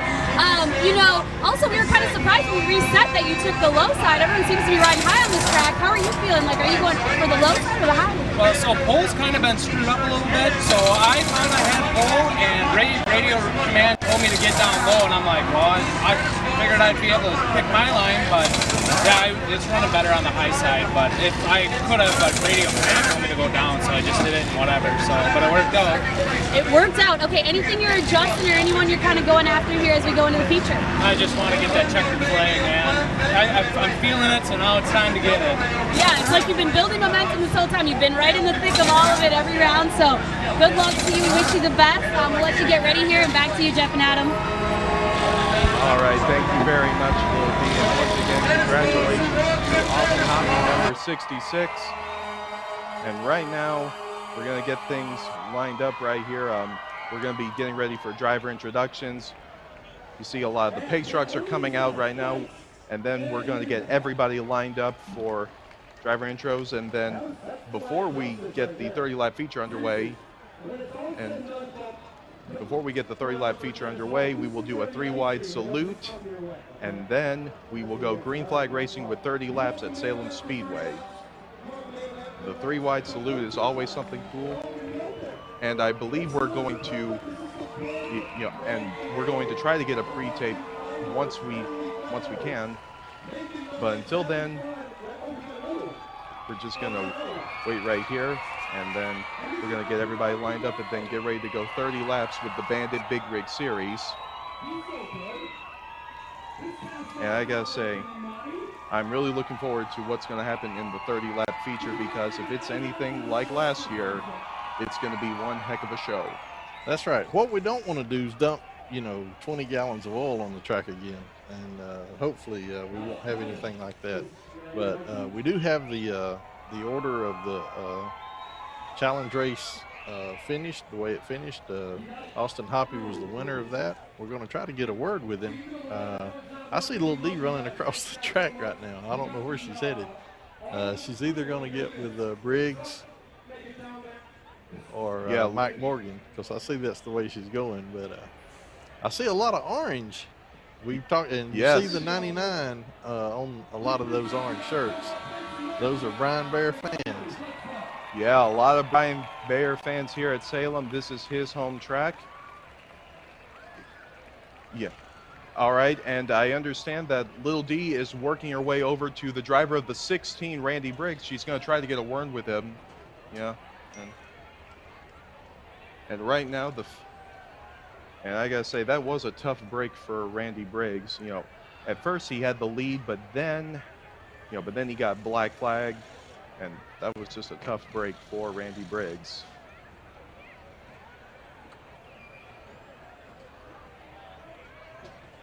We got a promo video. Yeah, and we also have a promo video for the next race, and the next time we go racing with the Bandit Series, it's going to be at Elko. Elko is always a great race, and right now we're going to show you a little preview of what you can expect at Elko. The biggest thing in racing is back. The Bandit Big Rig Series returns on Saturday, May 22nd at Elko Speedway. You don't want to miss this. Win prizes, meet the Bandits, and catch all the racing action live at Elko Speedway. Fun for the whole family. Tickets are sold at the gate for just $20.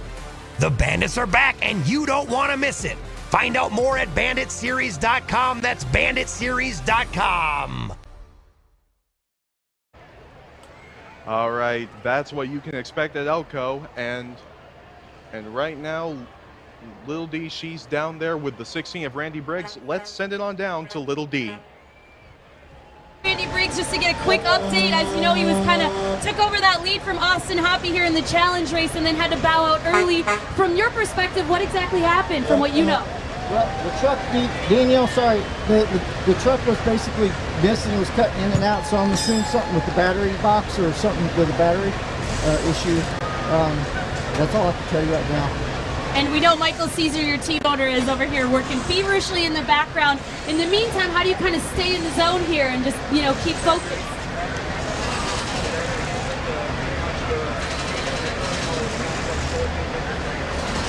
Oh, hold on, guys. He's getting a receiver thing. Okay, we're going to let Randy get back to focusing on this because he's getting called by the officials here. We'll let him... Oh, okay. Here we go. Randy can give us one more update. Hold on. Basically, the battery cables have come loose. The track's really, it's a great racetrack. It's old and it's a little rough with these big trucks, and we broke a bracket on the battery box.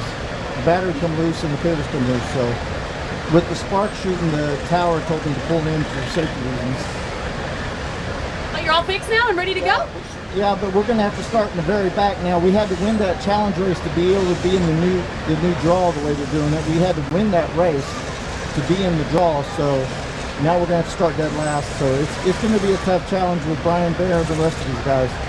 How what's the strategy when you start from the back? Is it just one by one, or you just try to go as hard as you can, or how do you go about that? Yeah, like you said, Danielle, you've been to enough of these races. It's one truck at a time, one lap at a time, and hopefully we got enough to get to the front. I really like this place. I hope we get there. I mean, they owe you one from last year, so we're rooting for you here, Randy. We're going to let him get ready here. Back to you, Jeff and Adam. Good luck, All right, buddy, thank okay? you very much, Lil D. There you heard it from Randy Briggs. You know, Randy Briggs, always a great guy to hear from. He's definitely one of the nicest guys you'll ever meet. And things, once again, are getting lined up right now for the introductions right now. Taking a look at all the trucks that we got out here, and also taking a look at all the fans we got here. We got a lot of support here for the Bandit Big Rig Series. But as we have also mentioned, a lot of fans are going to be pulling for Brian Bayer in this one. Yeah, and he was actually pulled second, but he didn't see. Normally, the way we would have done it, he would have been starting like 14th with putting the top 6 out of the heat races. Only the top 6 in the heat races in the draw. That's going to put him starting 5th, right? Yeah, it looks like Brian Bayer is going to be starting in. Yeah, it looks like he's going to be 5th. Brian Bayer is going to be starting 5th. And the reason we're talking about him, this is his home track. He runs good at it, and he will be within striking distance of the lead. And they're going to have 30 laps. There's a lot of difference in a 30-lap race, you know, and a 15-lap race. So that's just 15 more laps of stuff to go wrong and heat up and go bad. But whenever we all right. And all right, ladies and gentlemen, and right now we're looking down the pits. Lil D is working her way on over to another one of the drivers right now, and we will try to get a word with her as soon as we can. After that, like I said, we see out there in the front, I was talking about Salem record.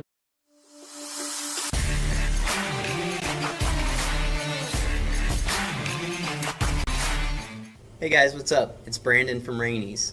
I'm here to tell you about what the experts at Bully Dog have been up to. They've completely re-engineered their Stage 1 and Stage 2 turbos for better fuel economy, horsepower, and torque. Upgrading to a Bully Dog turbocharger can save up to 1 mile per gallon fuel efficiency while increasing horsepower up to 60 to 80 horsepower. The upgraded Stage 1 and 2 turbos feature an all-new lighter aluminum billet wheel turbo, redesigned copper journal bearings, an upgraded diffuser plate for a faster spinning turbo that gives you more horsepower and torque. Both the Stage 1 and Stage 2 turbos from Bully Dog mount to the factory mounting locations and also come with a 1-year warranty. For more products from Bully Dog and more information, visit us at Rainey's.com.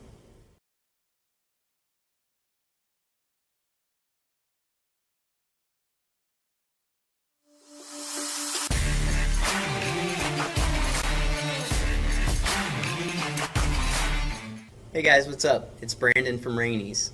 I'm here to tell you about what the experts at Bully Dog have been up to. They've completely re-engineered their Stage 1 and Stage 2 turbos for better fuel economy, horsepower, and torque. Upgrading to a Bully Dog turbocharger can save up to 1 mile per gallon fuel efficiency while increasing horsepower up to 60 to 80 horsepower. The upgraded Stage 1 and 2 turbos feature an all-new lighter aluminum billet wheel turbo, redesigned copper journal bearings, an upgraded diffuser plate for a faster spinning turbo that gives you more horsepower and torque. Both the Stage 1 and Stage 2 turbos from Bully Dog mount to the factory mounting locations and also come with a 1-year warranty. For more products from Bully Dog and more information, visit us at Rainey's.com.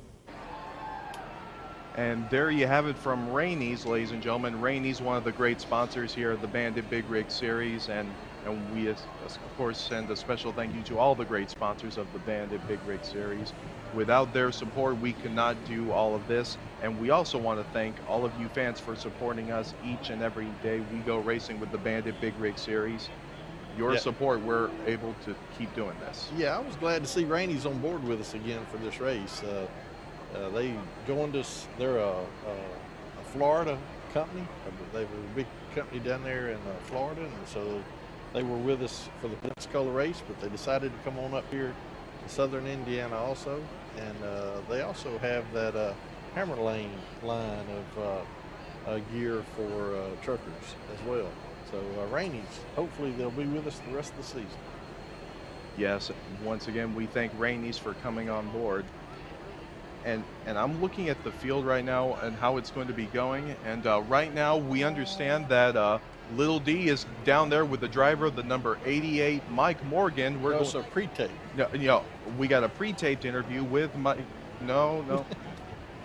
Yeah, well, we will see if we can get a word with one of the drivers before the driver introductions. Well, she's running. She's headed over there to. We can't see her in the view that we're showing right here of the trucks. She was behind them. She was doing a wind spread. She's not going to be able to talk when she gets down there. She's going to be out of breath.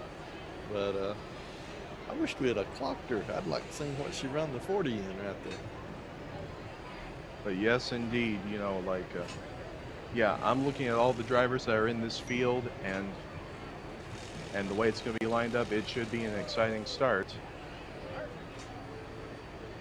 And Mike Morgan was definitely on a roll from what I could see, and we're going to see. He's going to be third, starting inside second row. But on the pole, we're going to have Alan Bowles in the number 3. Alan's a strong driver. Be interesting to see out front what he'll be able to do. I imagine I don't know if he's going to take the inside or outside, but yeah. And now I understand that Little D is down there with Mike Morgan. Take it away, Little D. It's not the most ideal, but we are literally getting lined up here. But I wanted to make sure I talked to Mike Morgan. Having heck of a race, my friend. How you feeling today at Salem?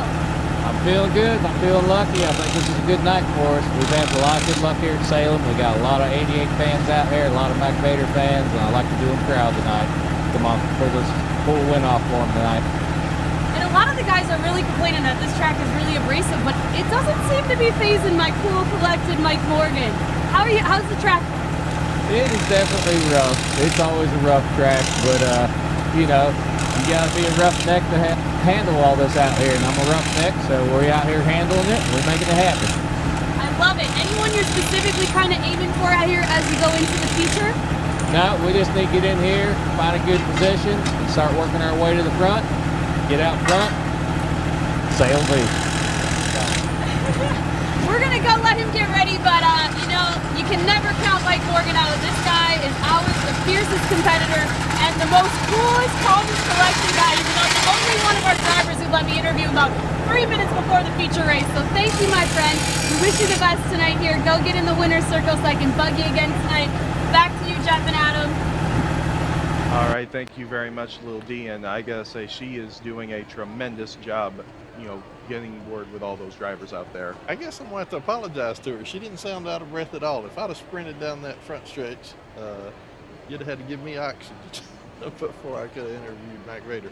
Hey, did you see that bulldog on the backside of that mirror? I know the Mac Vader, I know he's got that Mac truck hood ornament, but that's the first time I noticed the bulldogs on the backside of the mirrors. I like that. Yes, indeed. That's definitely a cool shot right there, and we'll see on how Mike Morgan does in the A main feature. Yeah, he's going to be starting in the second row, and he should be.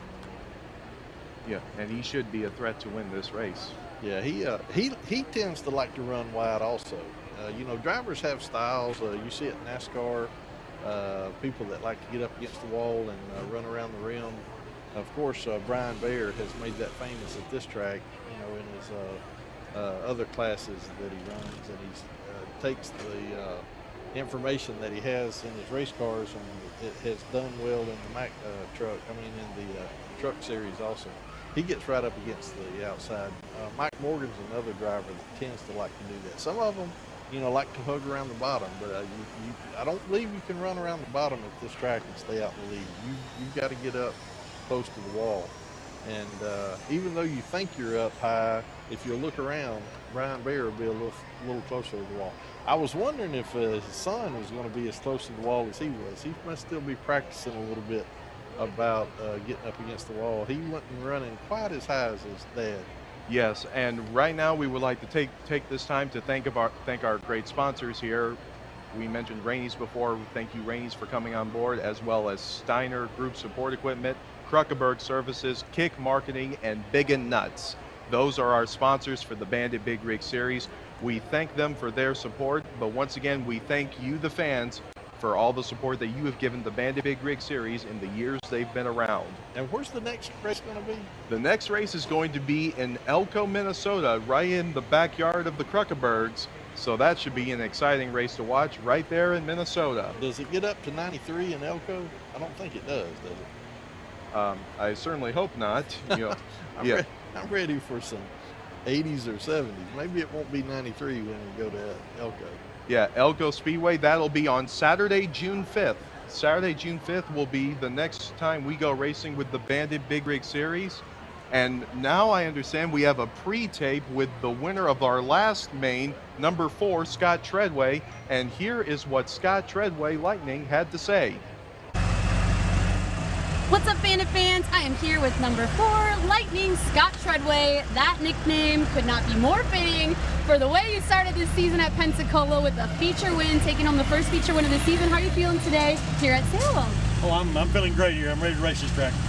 And this track, we know you've had some history, some great ups and downs here. You know, you've had crashes with Darren. I think everyone in the series has at one point or another. So it's kind of an anointing process of being a Bandit. You know, you've had heat wins here. So tell us about this track and like kind of how you prepare for Salem. We've raced it a lot, so I know you're really familiar with it. Yeah, it's a good track. It's got some rough spots in it. We got to do a little bit different on our setups, a little bit on tire pressure, just get everything adjusted. But I think we had everything ready for tonight. Hoping for another win. Another win, right? And who are you kind of keeping your eyes on? I know the season's early, but you know this track is really a divisive track for our team. So who are kind of people you're keeping to watch out for? Alan, number 3, he's a real tough competitor on this track. Brian Bear will be fast on this track, I'm sure. His home track. Those are probably 2 of the biggest competitors right there. And then Marshall Davis, Marshall new motor in his truck, so he'll be fast too now. All right. Well, we're gonna let you get ready here, and we'll send it back up to you guys in the booth. All right. Man known as Lightning, Scott Treadway. Scott Treadway, definitely one of the nicest guys you'll meet out there. And the trucks are coming out right now, and we're going to be doing driver intros momentarily. You know, Scott has done so well in the Bandit Series. It kind of surprised me that was his first feature win. He had several challenge race wins. He had several heat race wins. But that was actually his first feature win. I was glad to see Scott get him a Bandit Big Rig Series feature win. Yeah, the trucks are coming out right now, and once they're all set and ready to go, we will be underway with driver introductions. Yeah, I gotta say, I still remember the action that we had last year at Salem, and it was one heck of a show. Yeah, they have, you know, this is a rough track. It's an old track. And what makes it rough, the asphalt separating, they've actually got concrete filling in some of the holes.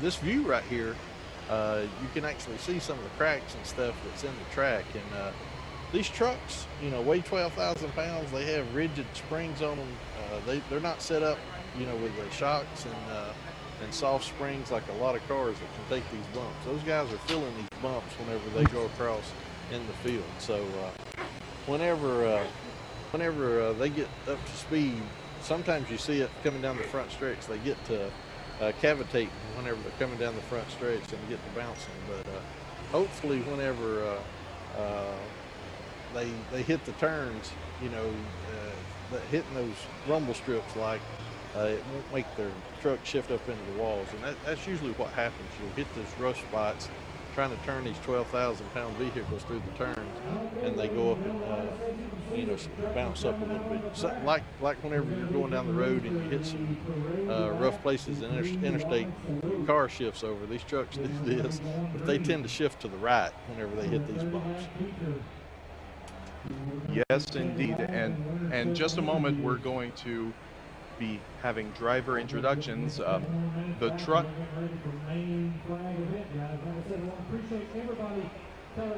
Yeah, we're going to be doing driver introductions, you know, in just a few moments right here, and we're also going to be doing the introductions to the live crowd, and once we're all set and ready to go, we'll do those driver introductions.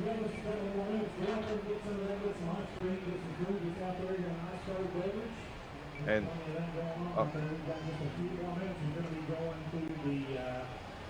all right, ladies and gentlemen.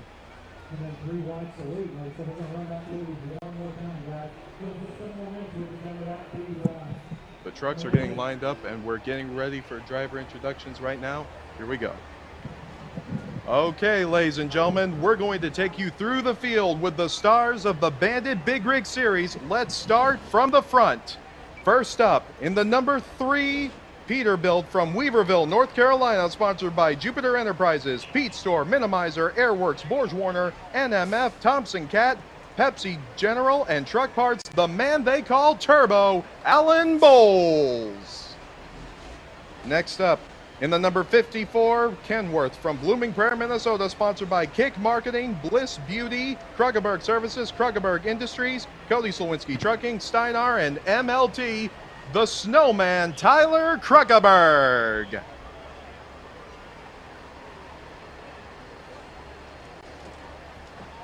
Once again, driving the number 3 from Weaverville, North Carolina in the Peterbilt, sponsored by Jupiter Enterprises, Pete Store, Minimizer, Airworks, Borge Warner, NMF, Thompson Cat, Pepsi, General Truck Parts, the man they call Turbo, Alan Bowles.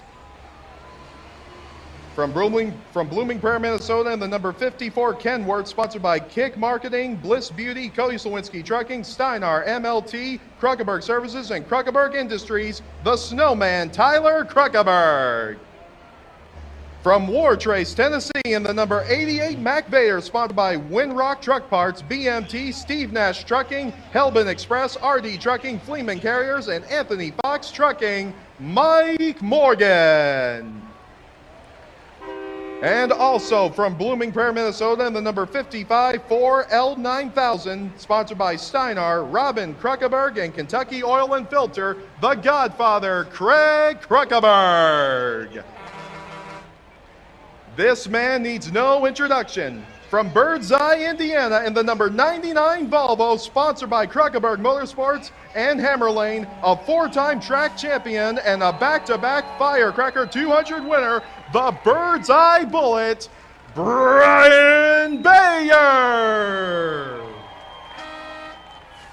Next up, he won our first heat race of the day from Mills River, North Carolina in the number 9 Peterbilt, sponsored by Pete Store, NMF, Pepsi, General Truck Parts, and Minimizer, and Lida Enterprises, Jordan Cantrell. From Fond du Lac, Wisconsin in the number 66 Sterling, sponsored by Osborne & Son Trucking, Caravan, Dr. Diesel Service, Mitchell Motorcycle Transport, and Big Rig Chrome Shop, Dr. Diesel, Austin Hoppy. This man won the last feature in Pensacola from Marshall, North Carolina in the number 4 Peterbilt, sponsored by Airworks, Moglide, Pepsi, General Truck Parts, Pete Store, and AAA Aviation, the man they call Lightning, Scott Treadway. From Blooming Prairie, Minnesota in the number 63 Peterbilt, sponsored by Krugerberg Services, Steinar, Kick Marketing, and Krugerberg Industries, Trevor Krugerberg. In the number 41 Peterbilt, sponsored by Big and Nuts, Minimizer, Jupiter Enterprises, Pepsi, General Truck Parts, NMF, and the Pete Store, the man they call Pigpen, Marshall Davis. From Waupun, Wisconsin in the number 13 Freightliner, sponsored by Dr. Diesel Service, Mitchell Motorcycle Transport, Elderon Caravan, Truck Country, Big Rig Chrome Shop, and the Livin' Foundation, he is the Iceman, Bob Mitchell, number 13.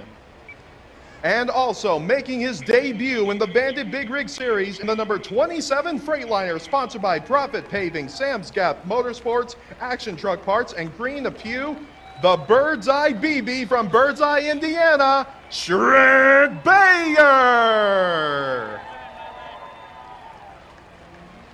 Also in the field, In the number 46 Volvo from Lake Toxaway, North Carolina, sponsored by Carolina Cat, Chetels Art and Sign, NMF, Whitmire Trucking, and Brian Cash Trucking. Cash Money, Brian Cash. And last but not least, from Kansas City, Kansas, in the number 16 Volvo, sponsored by Caesars Truck Racing, Joe's Repair Services, Inc., Tuffner Weighing Systems, B Visuals, Go NMF, State Tractor, Arsenal Tire Solutions, and Cobra Tech Knives, number 16, Randy Briggs. That is your starting lineup for the Bandit Big Rig Series. Salem Speedway, if you're ready for this 30-lap feature, let me hear you make some noise. Come on, Bandit fans. If you're ready for this 30-lap feature, let me hear you make some noise.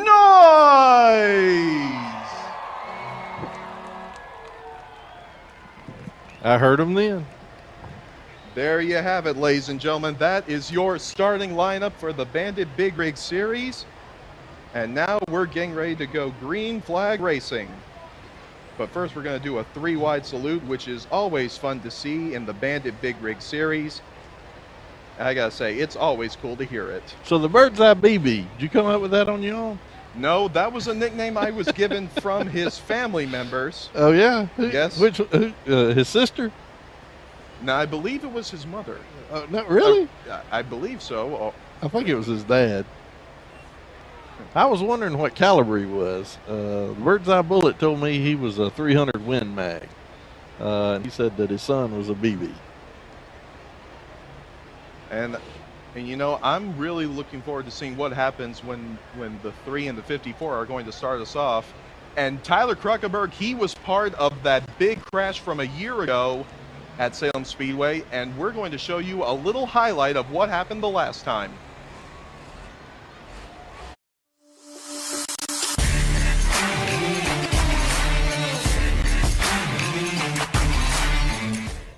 Hey, what is up, guys? This is Connor from Rainey's, and today we've got a new product for you, Fox Shocks.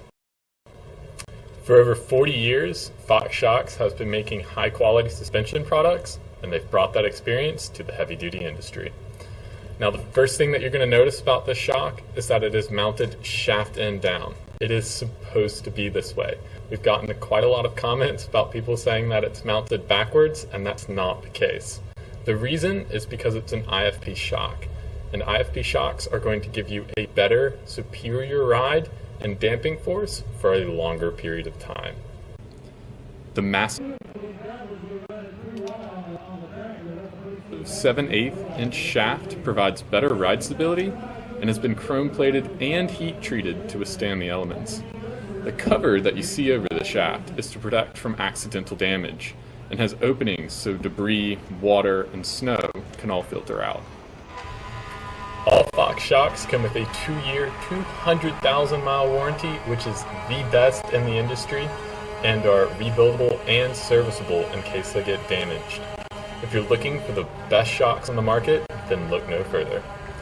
For more product information, visit us at Rainey's.com.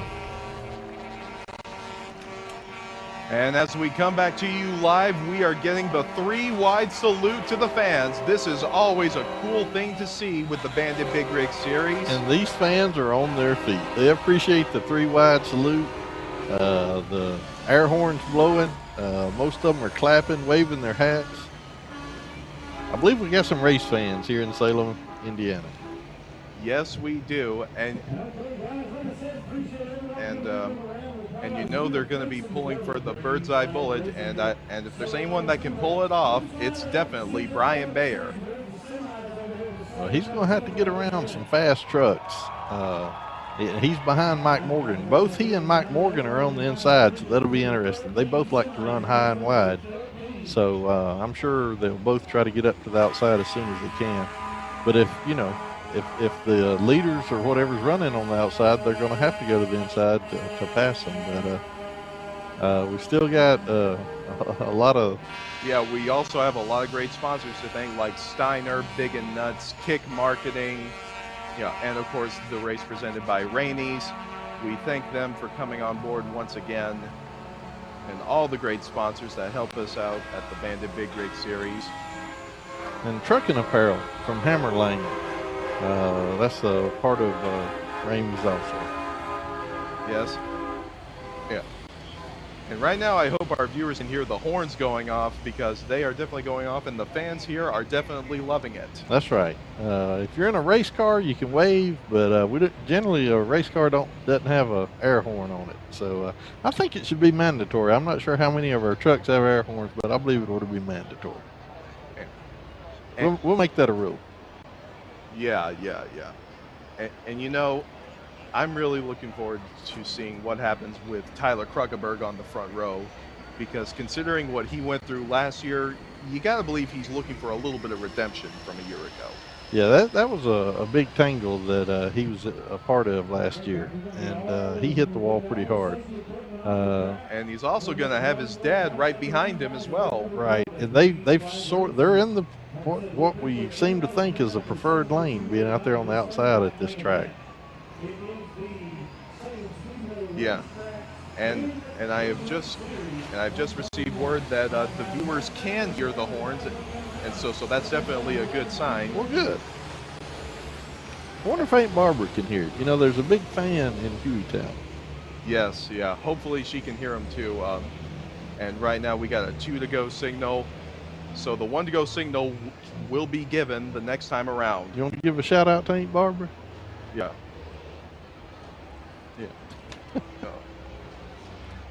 All right. Yeah. And Barbara, if you're watching this, there's a shout out for you. I hope you're enjoying this. From Hueytown, Alabama. Yes. And now the 1 to go signal is being given. Fans are already on their feet. They're not waiting on the green flag. They're going ahead and standing up. They got their cameras out. They're taking some shots of the iron giants of the asphalt coming by. Sun setting. We don't have the sun to contend with now. Yes, the sun is completely out of the way as the sun sets here, as we're ready to go green flag racing with the 30-lap feature with Tyler Kruckeberg and Alan Bowles on the front row. Waiting for the green flag to wave, and here we go! Green flag racing at Salem Speedway. Into the first turn, it's Alan Bowles. Turbos out in front. Meanwhile, Mike Morgan, he's working his way into second place, and now he's going to try to go for the lead. Oh my goodness! Mike Morgan's going to go for the lead. Meanwhile, Brian Bayer has moved up into third. Coming to the start-finish line, the first lap, it's led by Mike Morgan. Mike Morgan leads the first lap here at Salem in the 30-lap feature. And I already saw some sparks flying off here. Meanwhile, Brian Bayer, he's starting to catch Mike Morgan. Brian Bayer getting right to his bumper as we got a great battle for third behind him. Here goes Brian Bayer looking on the inside. But he can't make the pass just yet. Brian Bayer trying to get around Mike Morgan, but still to no avail. We've got some side-by-side action back for sixth place. Yes, we do, and some more great racing action in the back. Randy Briggs in the 16 is trying to work his way up through the field as Mike Morgan continues to lead. But Brian Bayer is there, and Austin Hoppy, he's looking to the inside of Tyler Kruckeberg. See those trucks bouncing around a little bit. That's a 12,000-pound truck bouncing around on those hard bumps. Yeah, right now the 4 of Scott Treadway, he looks on the inside of Craig Kruckeberg. That's a battle for just outside the top 5, and it looks like he's going to get it coming off turn number 4. But meanwhile, Mike Morgan is still out in front, but Mike Morgan knows Brian Bayer is there. Oh, yeah, he knows he's there. All he can see is orange in his rearview mirror. Mike Morgan going higher than normal through that third and fourth turn. He knows. Yeah, and meanwhile, side by side, Scott Treadway trying to get around the Godfather, but he can't quite make the pass yet. Meanwhile, Mike Morgan doing a great job at keeping Brian Bayer behind him. But I have a feeling Brian Bayer can only wait for so long to make that pass for the lead. as we head to the start-finish line. Still have quite a bit of ways to go. And I tell you what, one person who's making his way through the field is the 16 of Randy Briggs. He's about to make a pass on the 63 of Trevor Kruckenberg. Yeah, Randy was actually started in the back. He got black flag, during the challenge race that put him at the back of the field. He's making his way up through the field. But meanwhile, Lightning is trying to get around the Godfather. But Craig has had an answer for everything he's tried. As right now, Mike Morgan has led all 7 laps so far. And they've pulled away from the 3rd place of Austin Hoppy. I'm not sure. Yeah, and right now, Mike Morgan, he's going to be coming up on some lap traffic soon. The 2 trucks that are ahead of him are the 27 of Trent Bayer and the 9 of Jordan Cantrell. And we'll see if they play a factor in these next couple of laps as Scott Treadway continues to battle the Godfather. Yeah, Mike Morgan's going to be catching them coming in 1 and 2. Yeah, as we head into the turn, Mike Morgan has already passed the 9 of Jordan Cantrell as Scott Treadway continues to look on the inside of Craig Kruckenberg. And now here's Mike Morgan getting around the 27 of Trent Bayer. He's going to put him a lap down. Trent moved down to the inside. He knew the trucks were faster coming behind him. He moved down to the inside where he wouldn't affect the race. That was a good move. But Brian Bayer is there. There were times where he was really, really close on Mike Morgan. So I have a feeling it's only a matter of time before Brian Bayer looks to make the pass. Meanwhile, the 3 of Alan Bowles, he's right there on the inside right there. And there's a look at those 16 of Randy Briggs. He is coming. I think Alan's truck's falling back. He's sliding back. I'm not sure if something's wrong with his truck. He normally runs a little stronger. He's losing some positions. Meanwhile, a look again at the bird's eye bullet, still trying to get around Mike Morgan as he rides the outside right there. And if there's anyone who knows how to ride the outside at Salem, it's Brian Bayer. Yeah, people think Mike Morgan runs wide. Brian Bayer takes it one more lane up. Right now, here's a look at the top 5 as they run. Mike Morgan, Brian Bayer, Austin Hoppy, Tyler Kruckenberg, and Craig Kruckenberg. That is your top 5. And right now, they're coming up on some lap traffic, and that's going to play a factor right here, I believe, as Brian Bayer continues to battle Mike Morgan. He's getting a little closer. Yeah, Brian Bayer, it looked like he was going to try to go to the inside right there, but he couldn't do it. And now they're going to ride the outside again. Meanwhile, here's a look at the battle just outside the top 5. Oh my goodness. Oh, it looked like Brian Bayer was going to make a move. He was trying to. And now we got a great look at all the 2 great battles that are happening on the track right now. There's Brian pulls up on him and puts some pressure on him. Then he tends to fall back and just kind of take it easy for a little while. I think he's like cooling his tires. Standard DOT tires they run. They don't run racing slicks on these trucks. These are the same tires that run on the interstate. Yes, and right now I'm looking at the top 5. Randy Briggs is already up to 5th. What a drive by Randy Briggs. He is doing a tremendous job. And there he is on the inside of Craig Kruckenberg, side by side. Whoa, hold on, Randy Briggs. Doing a little drifting action. Randy Briggs drifted a little bit right there, but he holds on to 5th. Meanwhile, there's Mike Morgan making a move right there past the 46 of Brian Cash. He gets by him with ease. And the next truck that he's going to try to lap down is going to be the 3 of Alan Bowles. Oh my goodness, we got a big crash. The 55 of Craig Kruckenberg looks like he just hit the wall there. Craig Kruckenberg is in the wall.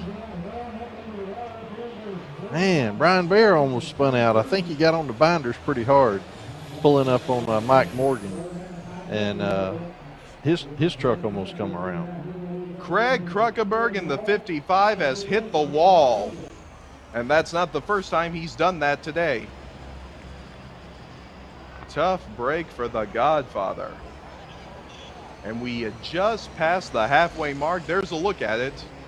Tough break for Craig Kruckenberg.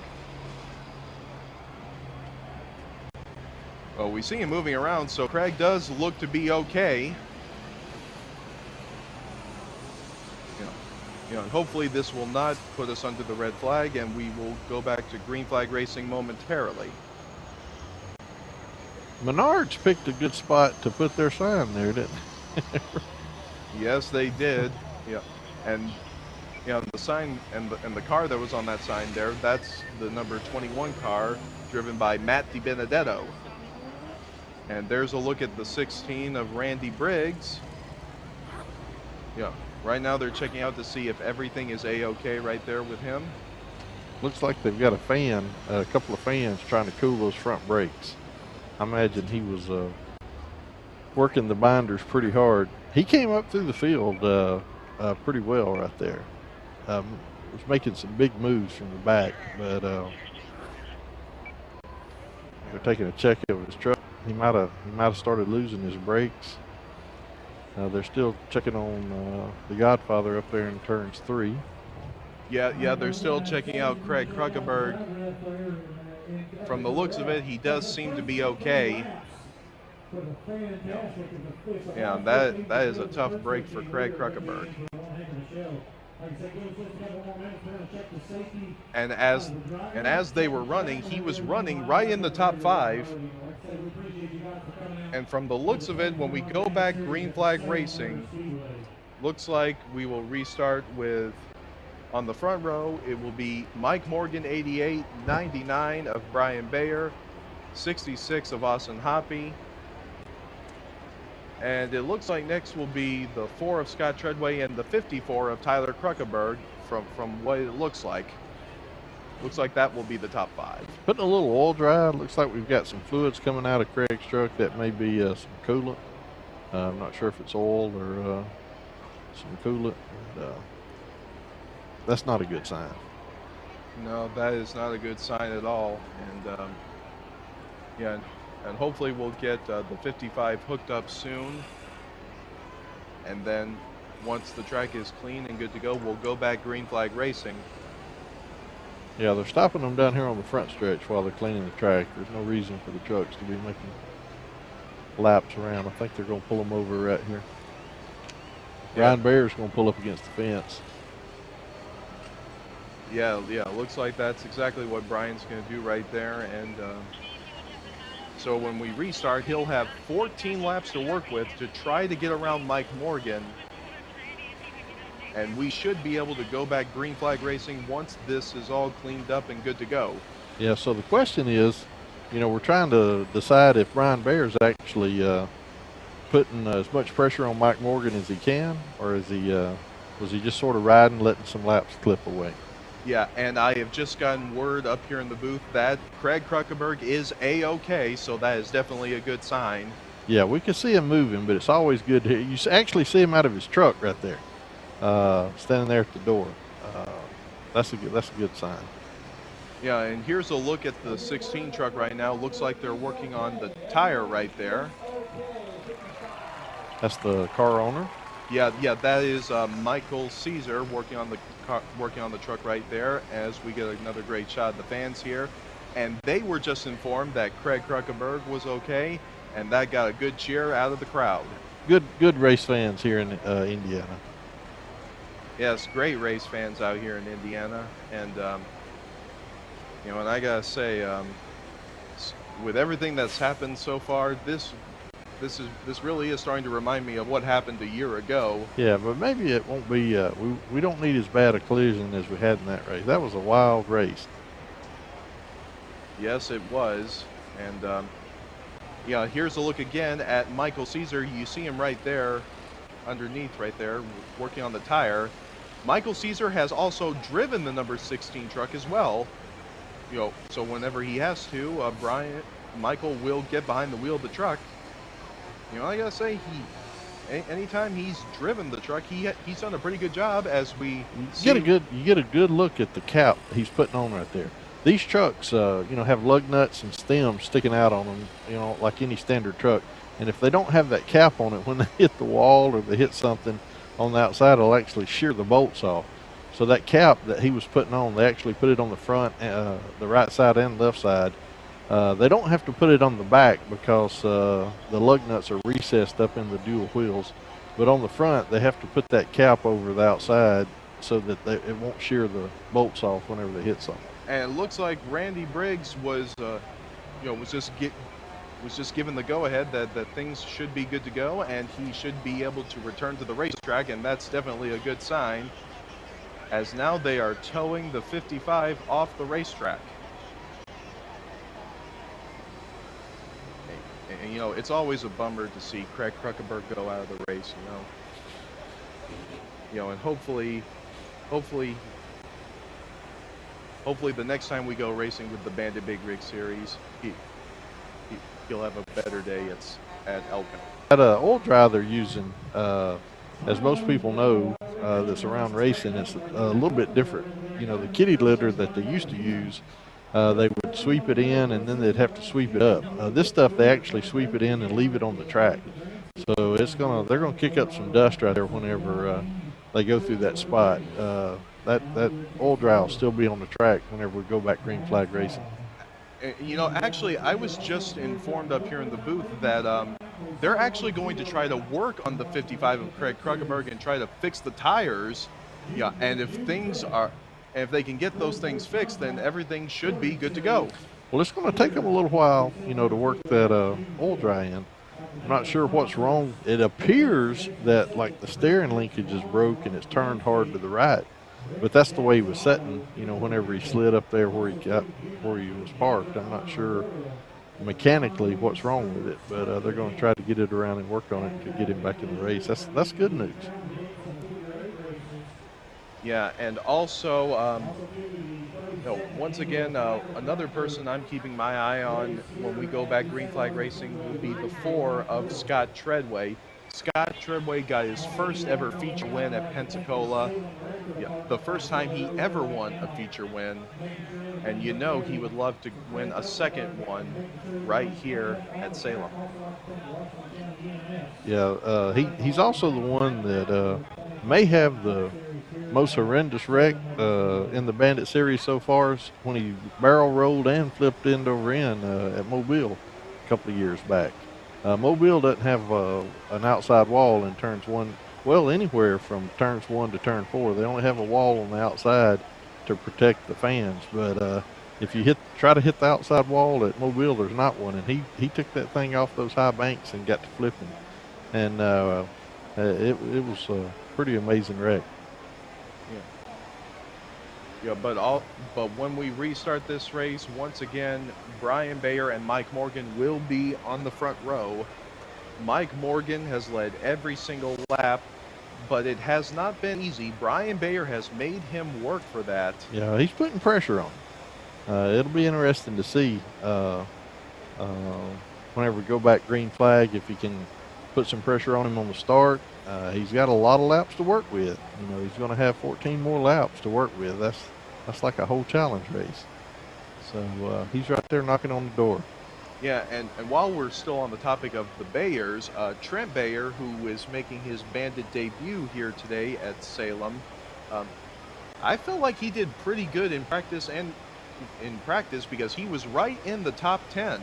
So it wasn't too bad for his first time outing in the number 27 truck. Yeah, very impressive what he did. And finding out today at lunchtime that you're going to be racing in the series tonight. But he knows how to race. He may not be familiar with Bandit trucks, but he's getting a lot of lesson tonight. But real impressed with how smooth he doesn't seem to have gotten in any trouble. He hadn't got his truck crossed up. He's been running straight, and good solid run for him. I think he's getting a lot of experience under his belt, and hopefully we'll see him in the series some more. Yeah, hopefully. And right now the Salem tow trucks are now towing the 55 of Craig Kruckenberg to the pits right now. And if it's true that this is not the last we've seen of Craig Kruckenberg tonight, that will definitely be a good sign. But right now, from this vantage point, we do not know the severity of the damage to the 55. It's still going to take them a little while to get the track cleaned up. Yeah, and so that's definitely going to work to the advantage of the Godfather, considering it's going to take a little bit of time to clean this up. And maybe when the truck comes around right here, we should be able to get a good vantage point of the damage on the right side of the 55. I'm concerned with the wheels turned all the way to the right like that. I'm not sure why he didn't. You know, if he couldn't straighten the wheels up whenever he was sitting there. Well, we got a flat tire on the right. It may just be a flat tire. Yeah, and I understand that we are going to go live with the 55 of Craig Kruckenberg in just a moment, right here. I'm here with the Godfather, Craig Kruckenberg. Obviously, man, you've been having the momentum coming in. We're going to get your truck coming in if you want to show it as it's on its way in. But while they're showing it, can you tell us what happened out there? Well, he was bumping and rubbing. Bumping and rubbing. And came into turn 3. Instead of turning, he just decided to stick the up there.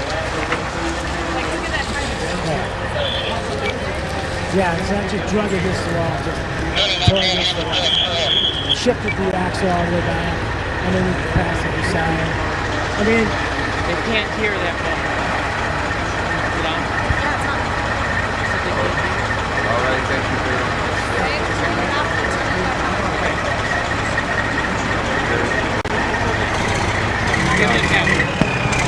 Good. I'm seeing levels. Tell them to 55 right there. I believe he's got more than a flat tire. I don't believe it's they got kingpins on the front end. Looks like the kingpins on the right side's broke.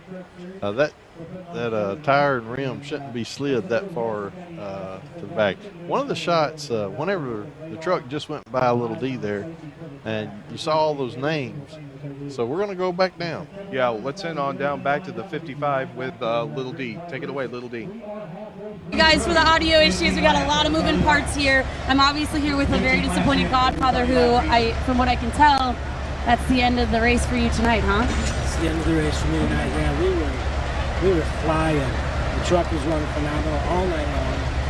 And Andy, every time he tried to come on me, he passed me, squeeze a little closer, and then we're going into turn 3, and he just decided to not give me any room and just shove me. I turned left, and you got a truck on your left side and a ball on your right side, you're not going to go. Yeah, and it looks like I saw his, he blew out an entire tire too. You know, how does it feel, you know, coming in, you've just had so much momentum. I mean, obviously, you know, you're 5 minutes out of that, but, you know, transparently, how are you feeling right now? Really bummed. You know, like earlier when we talked, right, I was excited, I was giddy and ready to go, and everybody was racing really clean up in front. You know, we were all just moving along. I stayed with a little black smoke, but it wasn't bad enough for me to know I got black flag. You know, and I knew when we drew and I had Tyler in front of me, Alan, and then Morgan, and then Barrows behind me, I knew, okay, we got common sense drivers up here.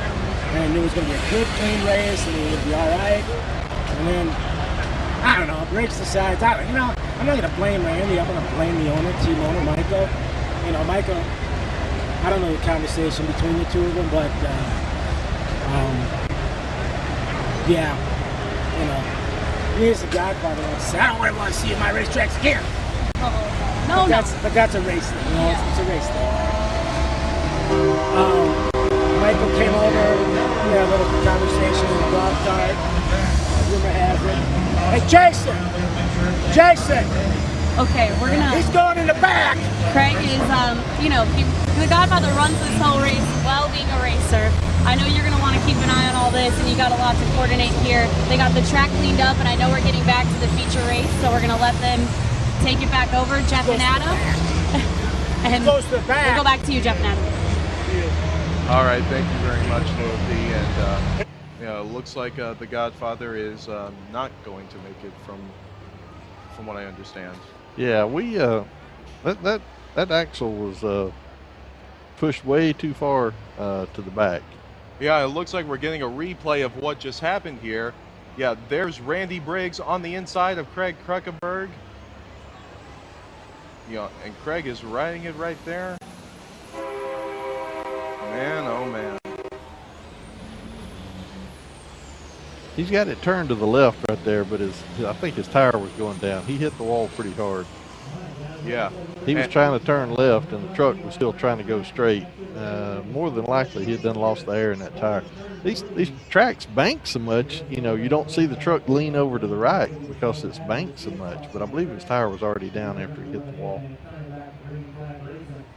All right, and we're going to restart this race right now. And let's take a look at who we've got in the top 5 now. It looks like it's the 88 of Mike Morgan, 99 Brian Bayer, 66 Austin Hoppy, 4 of Scott Treadway, and the 54 of Tyler Kruckenberg. That is going to be your top 5 when we go back green flag racing. And it looks like we have 16 laps completed, 14 laps to go in this race. Yeah, Randy Briggs isn't starting at the back, but he is probably starting at the back of the lead lap trucks. I think those trucks that are behind him right there are a lap down. So he'll be starting at the end of the lead lap. Yeah, and that's a tough break for Randy Briggs because he was moving up through the field. And it looks like we're going to get the one to go signal again momentarily. There's again a look at our flagman, Barry Smedley. Barry Smedley up on the flag stand. Yeah, he was wanting to give him the green flag there, but our trucks in the back of the field wasn't lined up enough. I think he wants to bunch them up a little closer. He wasn't happy with the way they were lined up. Yeah, it looks that way. And you know, Brian Bayer, he's going to be restarting on the outside, and that's where he has always been strong. So this could work to his advantage. But we'll have to wait and see here. Yes, now Barry's going to give the one to go signal. One to go signal has been given, as we will restart with 14 laps to go. Who gets the advantage on this restart? We shall see. And right now the trucks are already up and going. Look at this. Yeah, the leader decides the pace, and Mike Morgan's decided to have a pretty good pace coming to the green flag. Yes, and now the green flag waves. There goes Brian Bayer. The bird's eye bullet takes the lead, and the crowd roars. The crowd comes to their feet to see Brian Bayer take the lead as we restart with 14 laps to go. Meanwhile, the 4 of Scott Treadway, he's got his hands full with Austin Hoppy as they battle for 3rd and 4th. Meanwhile, we come to the start-finish line. Bird's eye bullet out in front. The crowd goes wild. Brian Bayer, you know, if we had a couple more laps at Pensacola the last time when we were racing in the feature, I believe he could have won it. Meanwhile, Randy Briggs, he's trying to get around the 63 of Trevor Kruckenberg. That is a battle for 6, and he's got a good run on the inside, and it looks like, yes, he's going to take it. Meanwhile, the battle for 2nd, 3rd, and 4th is heating up. Mike Morgan holds on to 2nd. Man, Austin Hoppy was right against the wall. If he didn't hit it, he come close in that 3-tone colored truck. Now back onto the back straightaway. Let's see who got the advantage right here. Scott Treadway is out ahead of Austin Hoppy, and there's the 3 of Alan Bowles right behind him. Alan Bowles rounds out the top 5, and it looks like the 27 of Trent Bayer is taking his truck to the pits. When they cross the start-finish line the next time, it'll be 10 to go. We'll see if Brian Bayer can hold off these hard-charging leaders. Meanwhile, Scott Treadway, he's got a good run on Mike Morgan. He could be looking to make the pass for 2nd right here. He's got a good run on the inside, but Mike Morgan's able to pull ahead. 9 laps to go. 9 laps to go for Brian Bayer, but he knows this race is not over by a long shot. And the 4 of Scott Treadway, he once again is trying to get around Mac Vader's 88. He pulls up on him, but Mac Vader does a good job coming off that turn 4, coming down that hill. He gets a good run off turn 4. Yes, he does. If they get to battling, it's going to help Brian Bayer. If they get side by side, it can't do anything but help Brian Bayer. Once again into turns 3 and 4. Scott Treadway went to the inside, but it's not enough to get past Mike Morgan. We have 7 laps to go. And I gotta say, the fans are loving everything they're seeing right now, especially with Brian Bayer out in front. As once again we come to the start-finish line, Brian Bayer continues to lead. He is 6 laps away from victory. And I believe this is going to be one of the sweetest victories of his career if he can pull this off. But don't count out Mike Morgan just yet. He is still there, and he still might have a chance to win this thing. And so will the 4 of Scott Treadway. He's there as well. Brian Bayer's had some success, but he's never had a featured win in the Bandit Series. Yes, and he's going to be looking for this one here tonight. Scott Treadway was looking on the inside again, but can't quite get underneath Mike Morgan. And it'll be 4 laps to go as Brian Bayer crosses the start-finish line. 4 laps left. That's how long Brian Bayer needs to hold on. And he's coming up on the 9 of Jordan Cantrell, and he's going to get by him easily.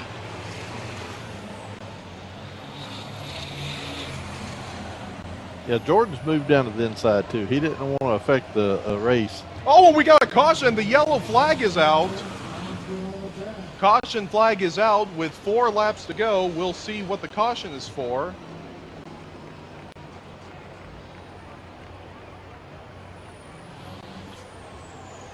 Man, that's going to bunch them back up. Yes, it will. Yeah, the only possibility is there's probably some debris on the track. We'll see if we can get confirmation on what the caution is for. I don't believe Brian Bayer wanted to see that caution. He had a good, comfortable lead. It was Mike Morgan. Hanton pulled up on his back bumper. Hadn't even attempted to try to dive under him. He was, I think he was just struggling just to kind of keep up with him, but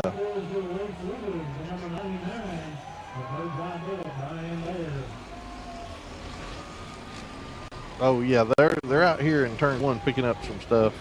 Yeah, it looks like there is some debris right by turn number 1. We can't quite see what's going on right now. But yeah, it definitely looks like there is some debris. And it may be some of the concrete that come up out of some of those potholes. They've patched some of these holes. Oh, yep, there it is. Yeah, some debris right there.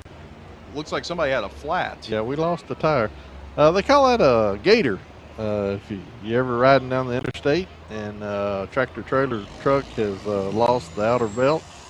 Back in the CB days, you could hear the truckers talking about a gator in the road. So they're getting the alligator off the track. We'll start back up here in a little bit. Yeah, so that come off somebody's truck. Yeah, I was just about to say, so somebody had a flat tire. And it may be one of the trucks that just went into the pits. I'm not sure if it was Trent Bayer.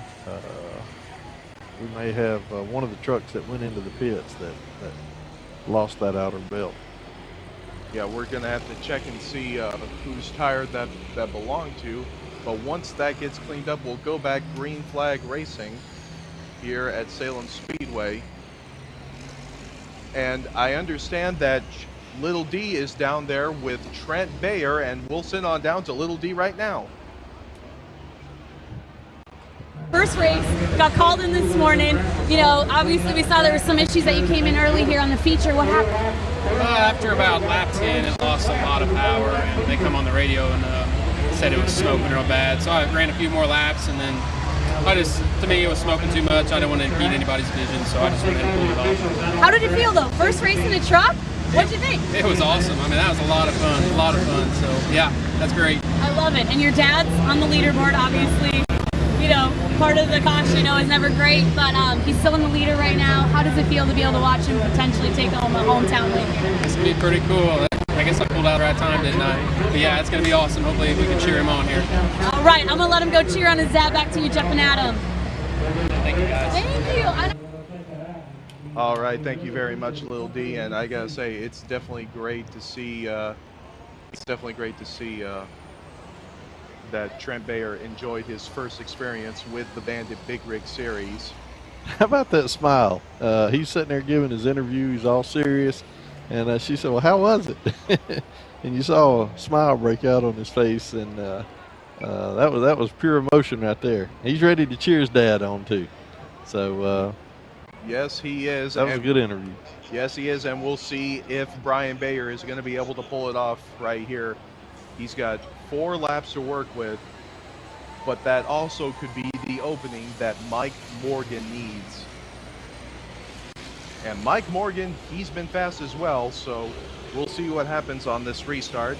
And let's take a look at the top 5 that we have right now. As Brian Bayer is our leader, second place Mike Morgan, Scott Treadway running in 4th, Austin Hoppy running in 4th, and running in 5th, the 3 of Alan Bowles. That is your top 5. Brian Bayer, Mike Morgan, Scott Treadway, Austin Hoppy, and Alan Bowles. Yeah, Alan actually dropped back a little bit at the beginning of the race, and he's worked his way back up. So he's making a good, solid finish right now. But he had some troubles earlier in the race. All right, and I'm looking at the flag stand right now. I think we're about to get the 1-to-go signal right here. That's a good look at Trent's truck as we're sitting here waiting on the 1-to-go. It looks like we're not going to get the 1-to-go signal just yet. But we do get a great look at the trucks that we still have left in this race. And so far it has been a great night here at Salem. The trash monster. Yeah. Oscar the Grouch colored green with a garbage can lid silver top. Yeah. Yeah. Hopefully we got quite a bit of Bandit fans who are big fans of Sesame Street out there, or at least grew up watching Sesame Street. And now the trucks are getting double filed, and it looks like now we'll get the 1-to-go signal. Yes, it looks like we will. And this time Mike Morgan will be on the outside. Will that play a factor right here? We will find out soon enough. And it's going to be a 4-lap shootout.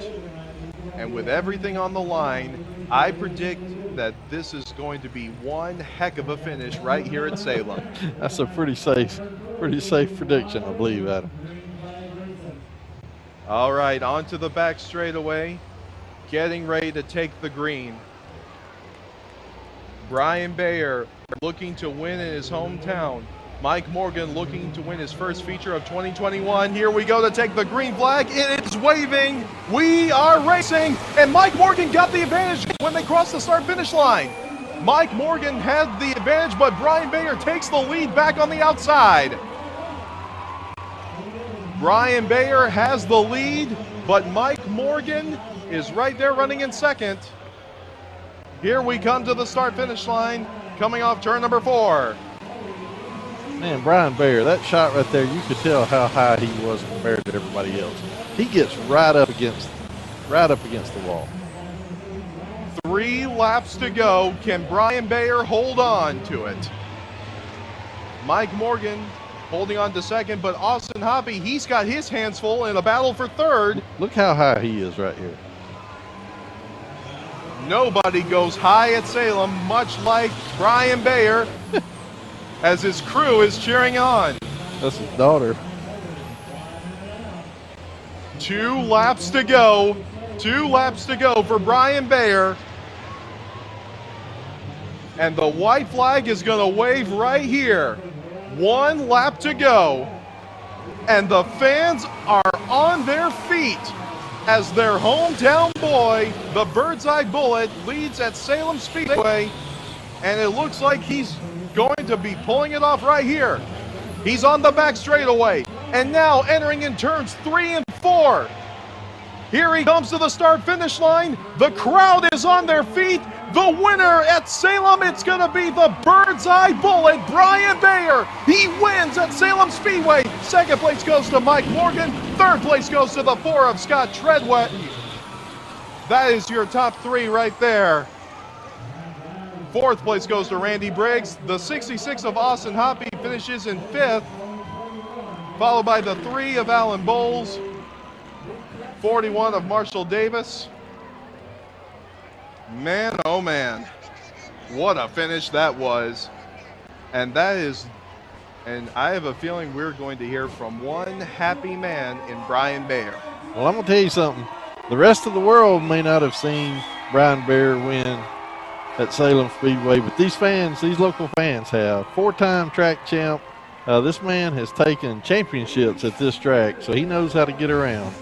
But the hometown boy, Brian, the Bird's Eye Bullet Bayer, your winner at the Bandit Big Rig Series, his first feature win. Yes, congratulations to Brian Bayer. Second place, Mike Morgan. Third place, Scott Treadway. And I gotta say, I don't know how the points are going to be, how the points look, but I have a feeling that 2 guys that are definitely in the top 5 are definitely Brian Bayer and Scott Treadway. Yeah, both of them's got feature wins. Both of them's got good finishes. They're certainly at the top of the points in the series with just 2 races in. Brian Bayer did what he did at Pensacola. He swept the shootout. Won his a heat race. He pretty much swept tonight, didn't he? Yes. Brian's about to get on out of his truck, and he's going to come out to the cheers of the crowd. Yeah. Here he comes. The door's open. He's climbing on out. Listen to these fans. A little harder to climb up on the door of these trucks. The doors actually have to come open. There's no way, you could climb up and slide in them like you would a race car. So he gave the fans a wave there, and they got a kiss from his wife. The crowd was ready to let him know they appreciate what he did. He's coming around now. Yep, here they're still cheering. Yeah, they're still cheering him. And we're going to be hearing from our top 3 finishers in just a moment. And it looks like the first person we're going to hear from is the 4 of Scott Treadway. He finished 3rd. We see Little D down there with him right now. And when she's ready, we're going to send it down to her. Look at all these orange shirts. These people aren't ready to leave. Go ahead. Yes, and now we're going to send it to Little D right now with Scott Treadway. Take it away, Little D. Adam and Jeff. Oh my gosh, is this just going to be a regular occurrence, my friend? I sure hope so. It feels good. I mean, how did that race feel? I mean, you really fought for that position, so congratulations. Thank you. Yeah, I thought when I got stuck to the inside there, I thought I ain't going to have nothing for them. And when I come into 4th, I was running 5th. I thought I'm going to give it all I got on the inside and hope it sticks. And it did. I was lucky. Oh my gosh, and how did you feel about Mike and Brian? I mean, they really put on a good competition. You guys fought a clean race. Yeah, they had a good race in there, which I've always raced good with Mike. Brian's a good racer, so it's great. And I'm not saying that getting married might have been the good luck charm, but should we have gotten you guys married like last season? Please make some noise for number 4, Scott. You got to get your bride over here. I told him I didn't think that getting married might be the good luck charm here, right? All right, let's bring them in their trophy, guys. All right, congratulations to you guys. Congrats to Scott Treadway on a 3rd place finish. Congrats to you both. All right, let's come over to Mike Morgan. Where's my Mike Morgan? Mike Morgan.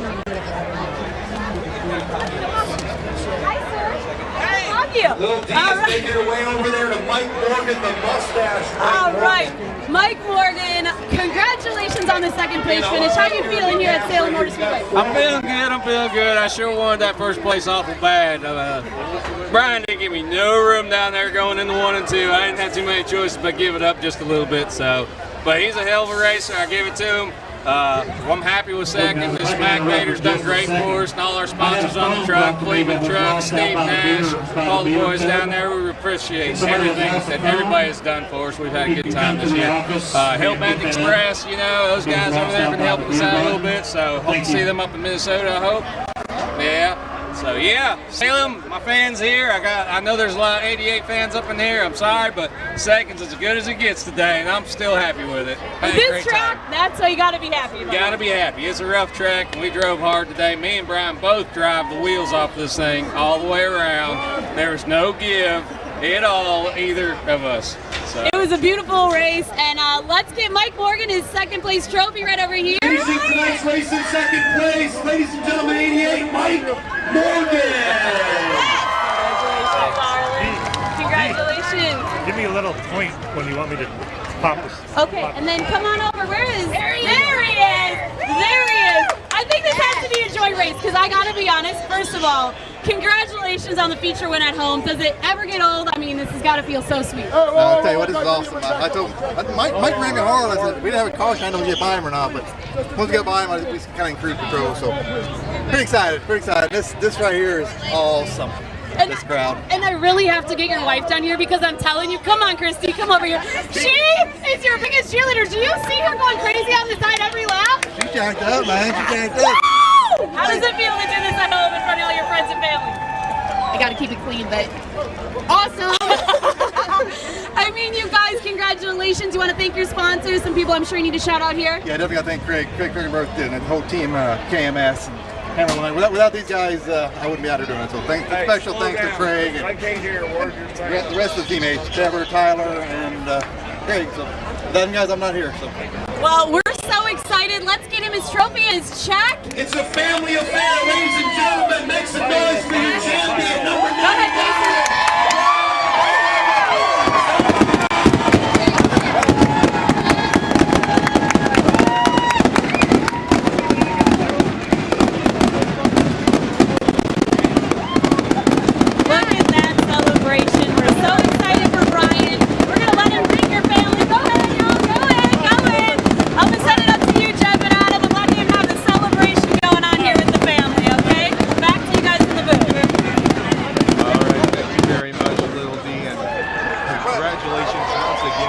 Birdseye Bullet, Brian Bayer, not only winning his first ever Bandit feature, but winning in his hometown of Salem, Indiana.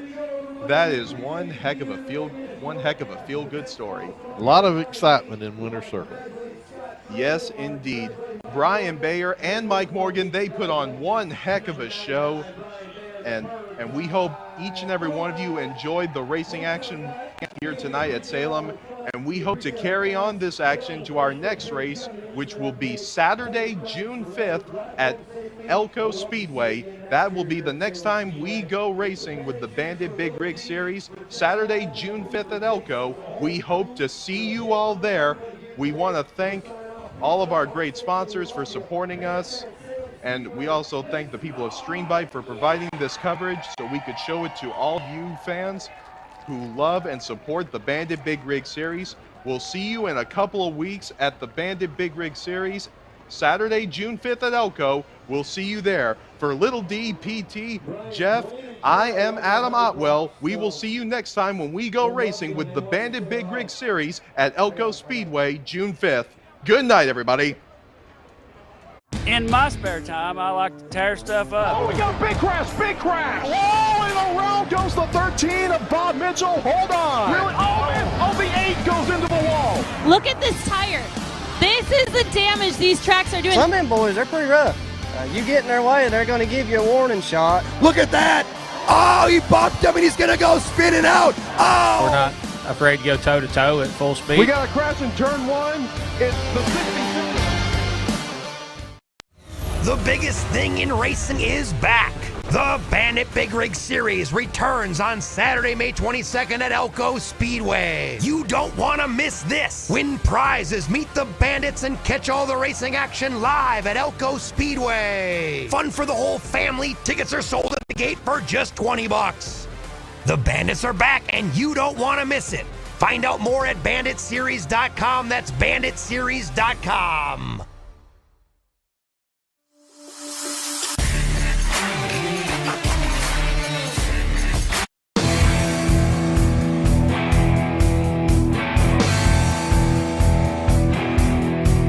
It's all work and racing, that's the life I lead. This song's about the night the bandits proved it to me.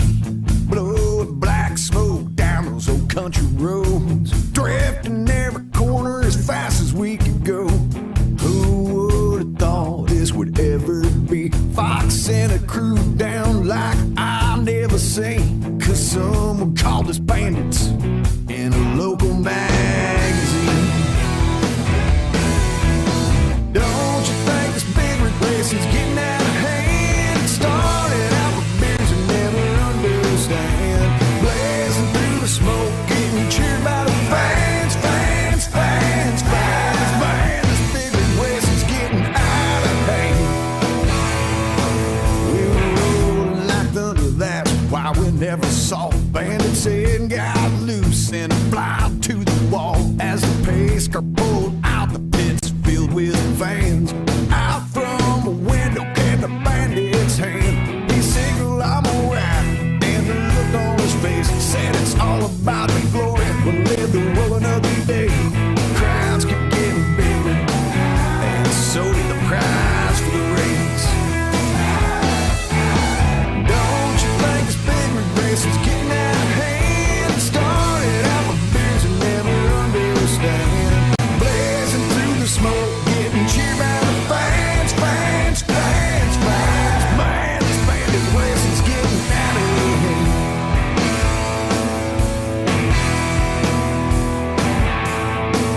It's all work and racing, that's the life I lead. This song's about the night the bandits proved it to me. Blowing black smoke down those old country roads, drifting every corner as fast as we can go. Who would have thought this would ever be? Fox sent a crew down like I've never seen, 'cause someone called us bandits in a local magazine. Don't you think this big rig racing's getting out of hand? It started out with beers you never understand, blazing through the smoke, getting cheered by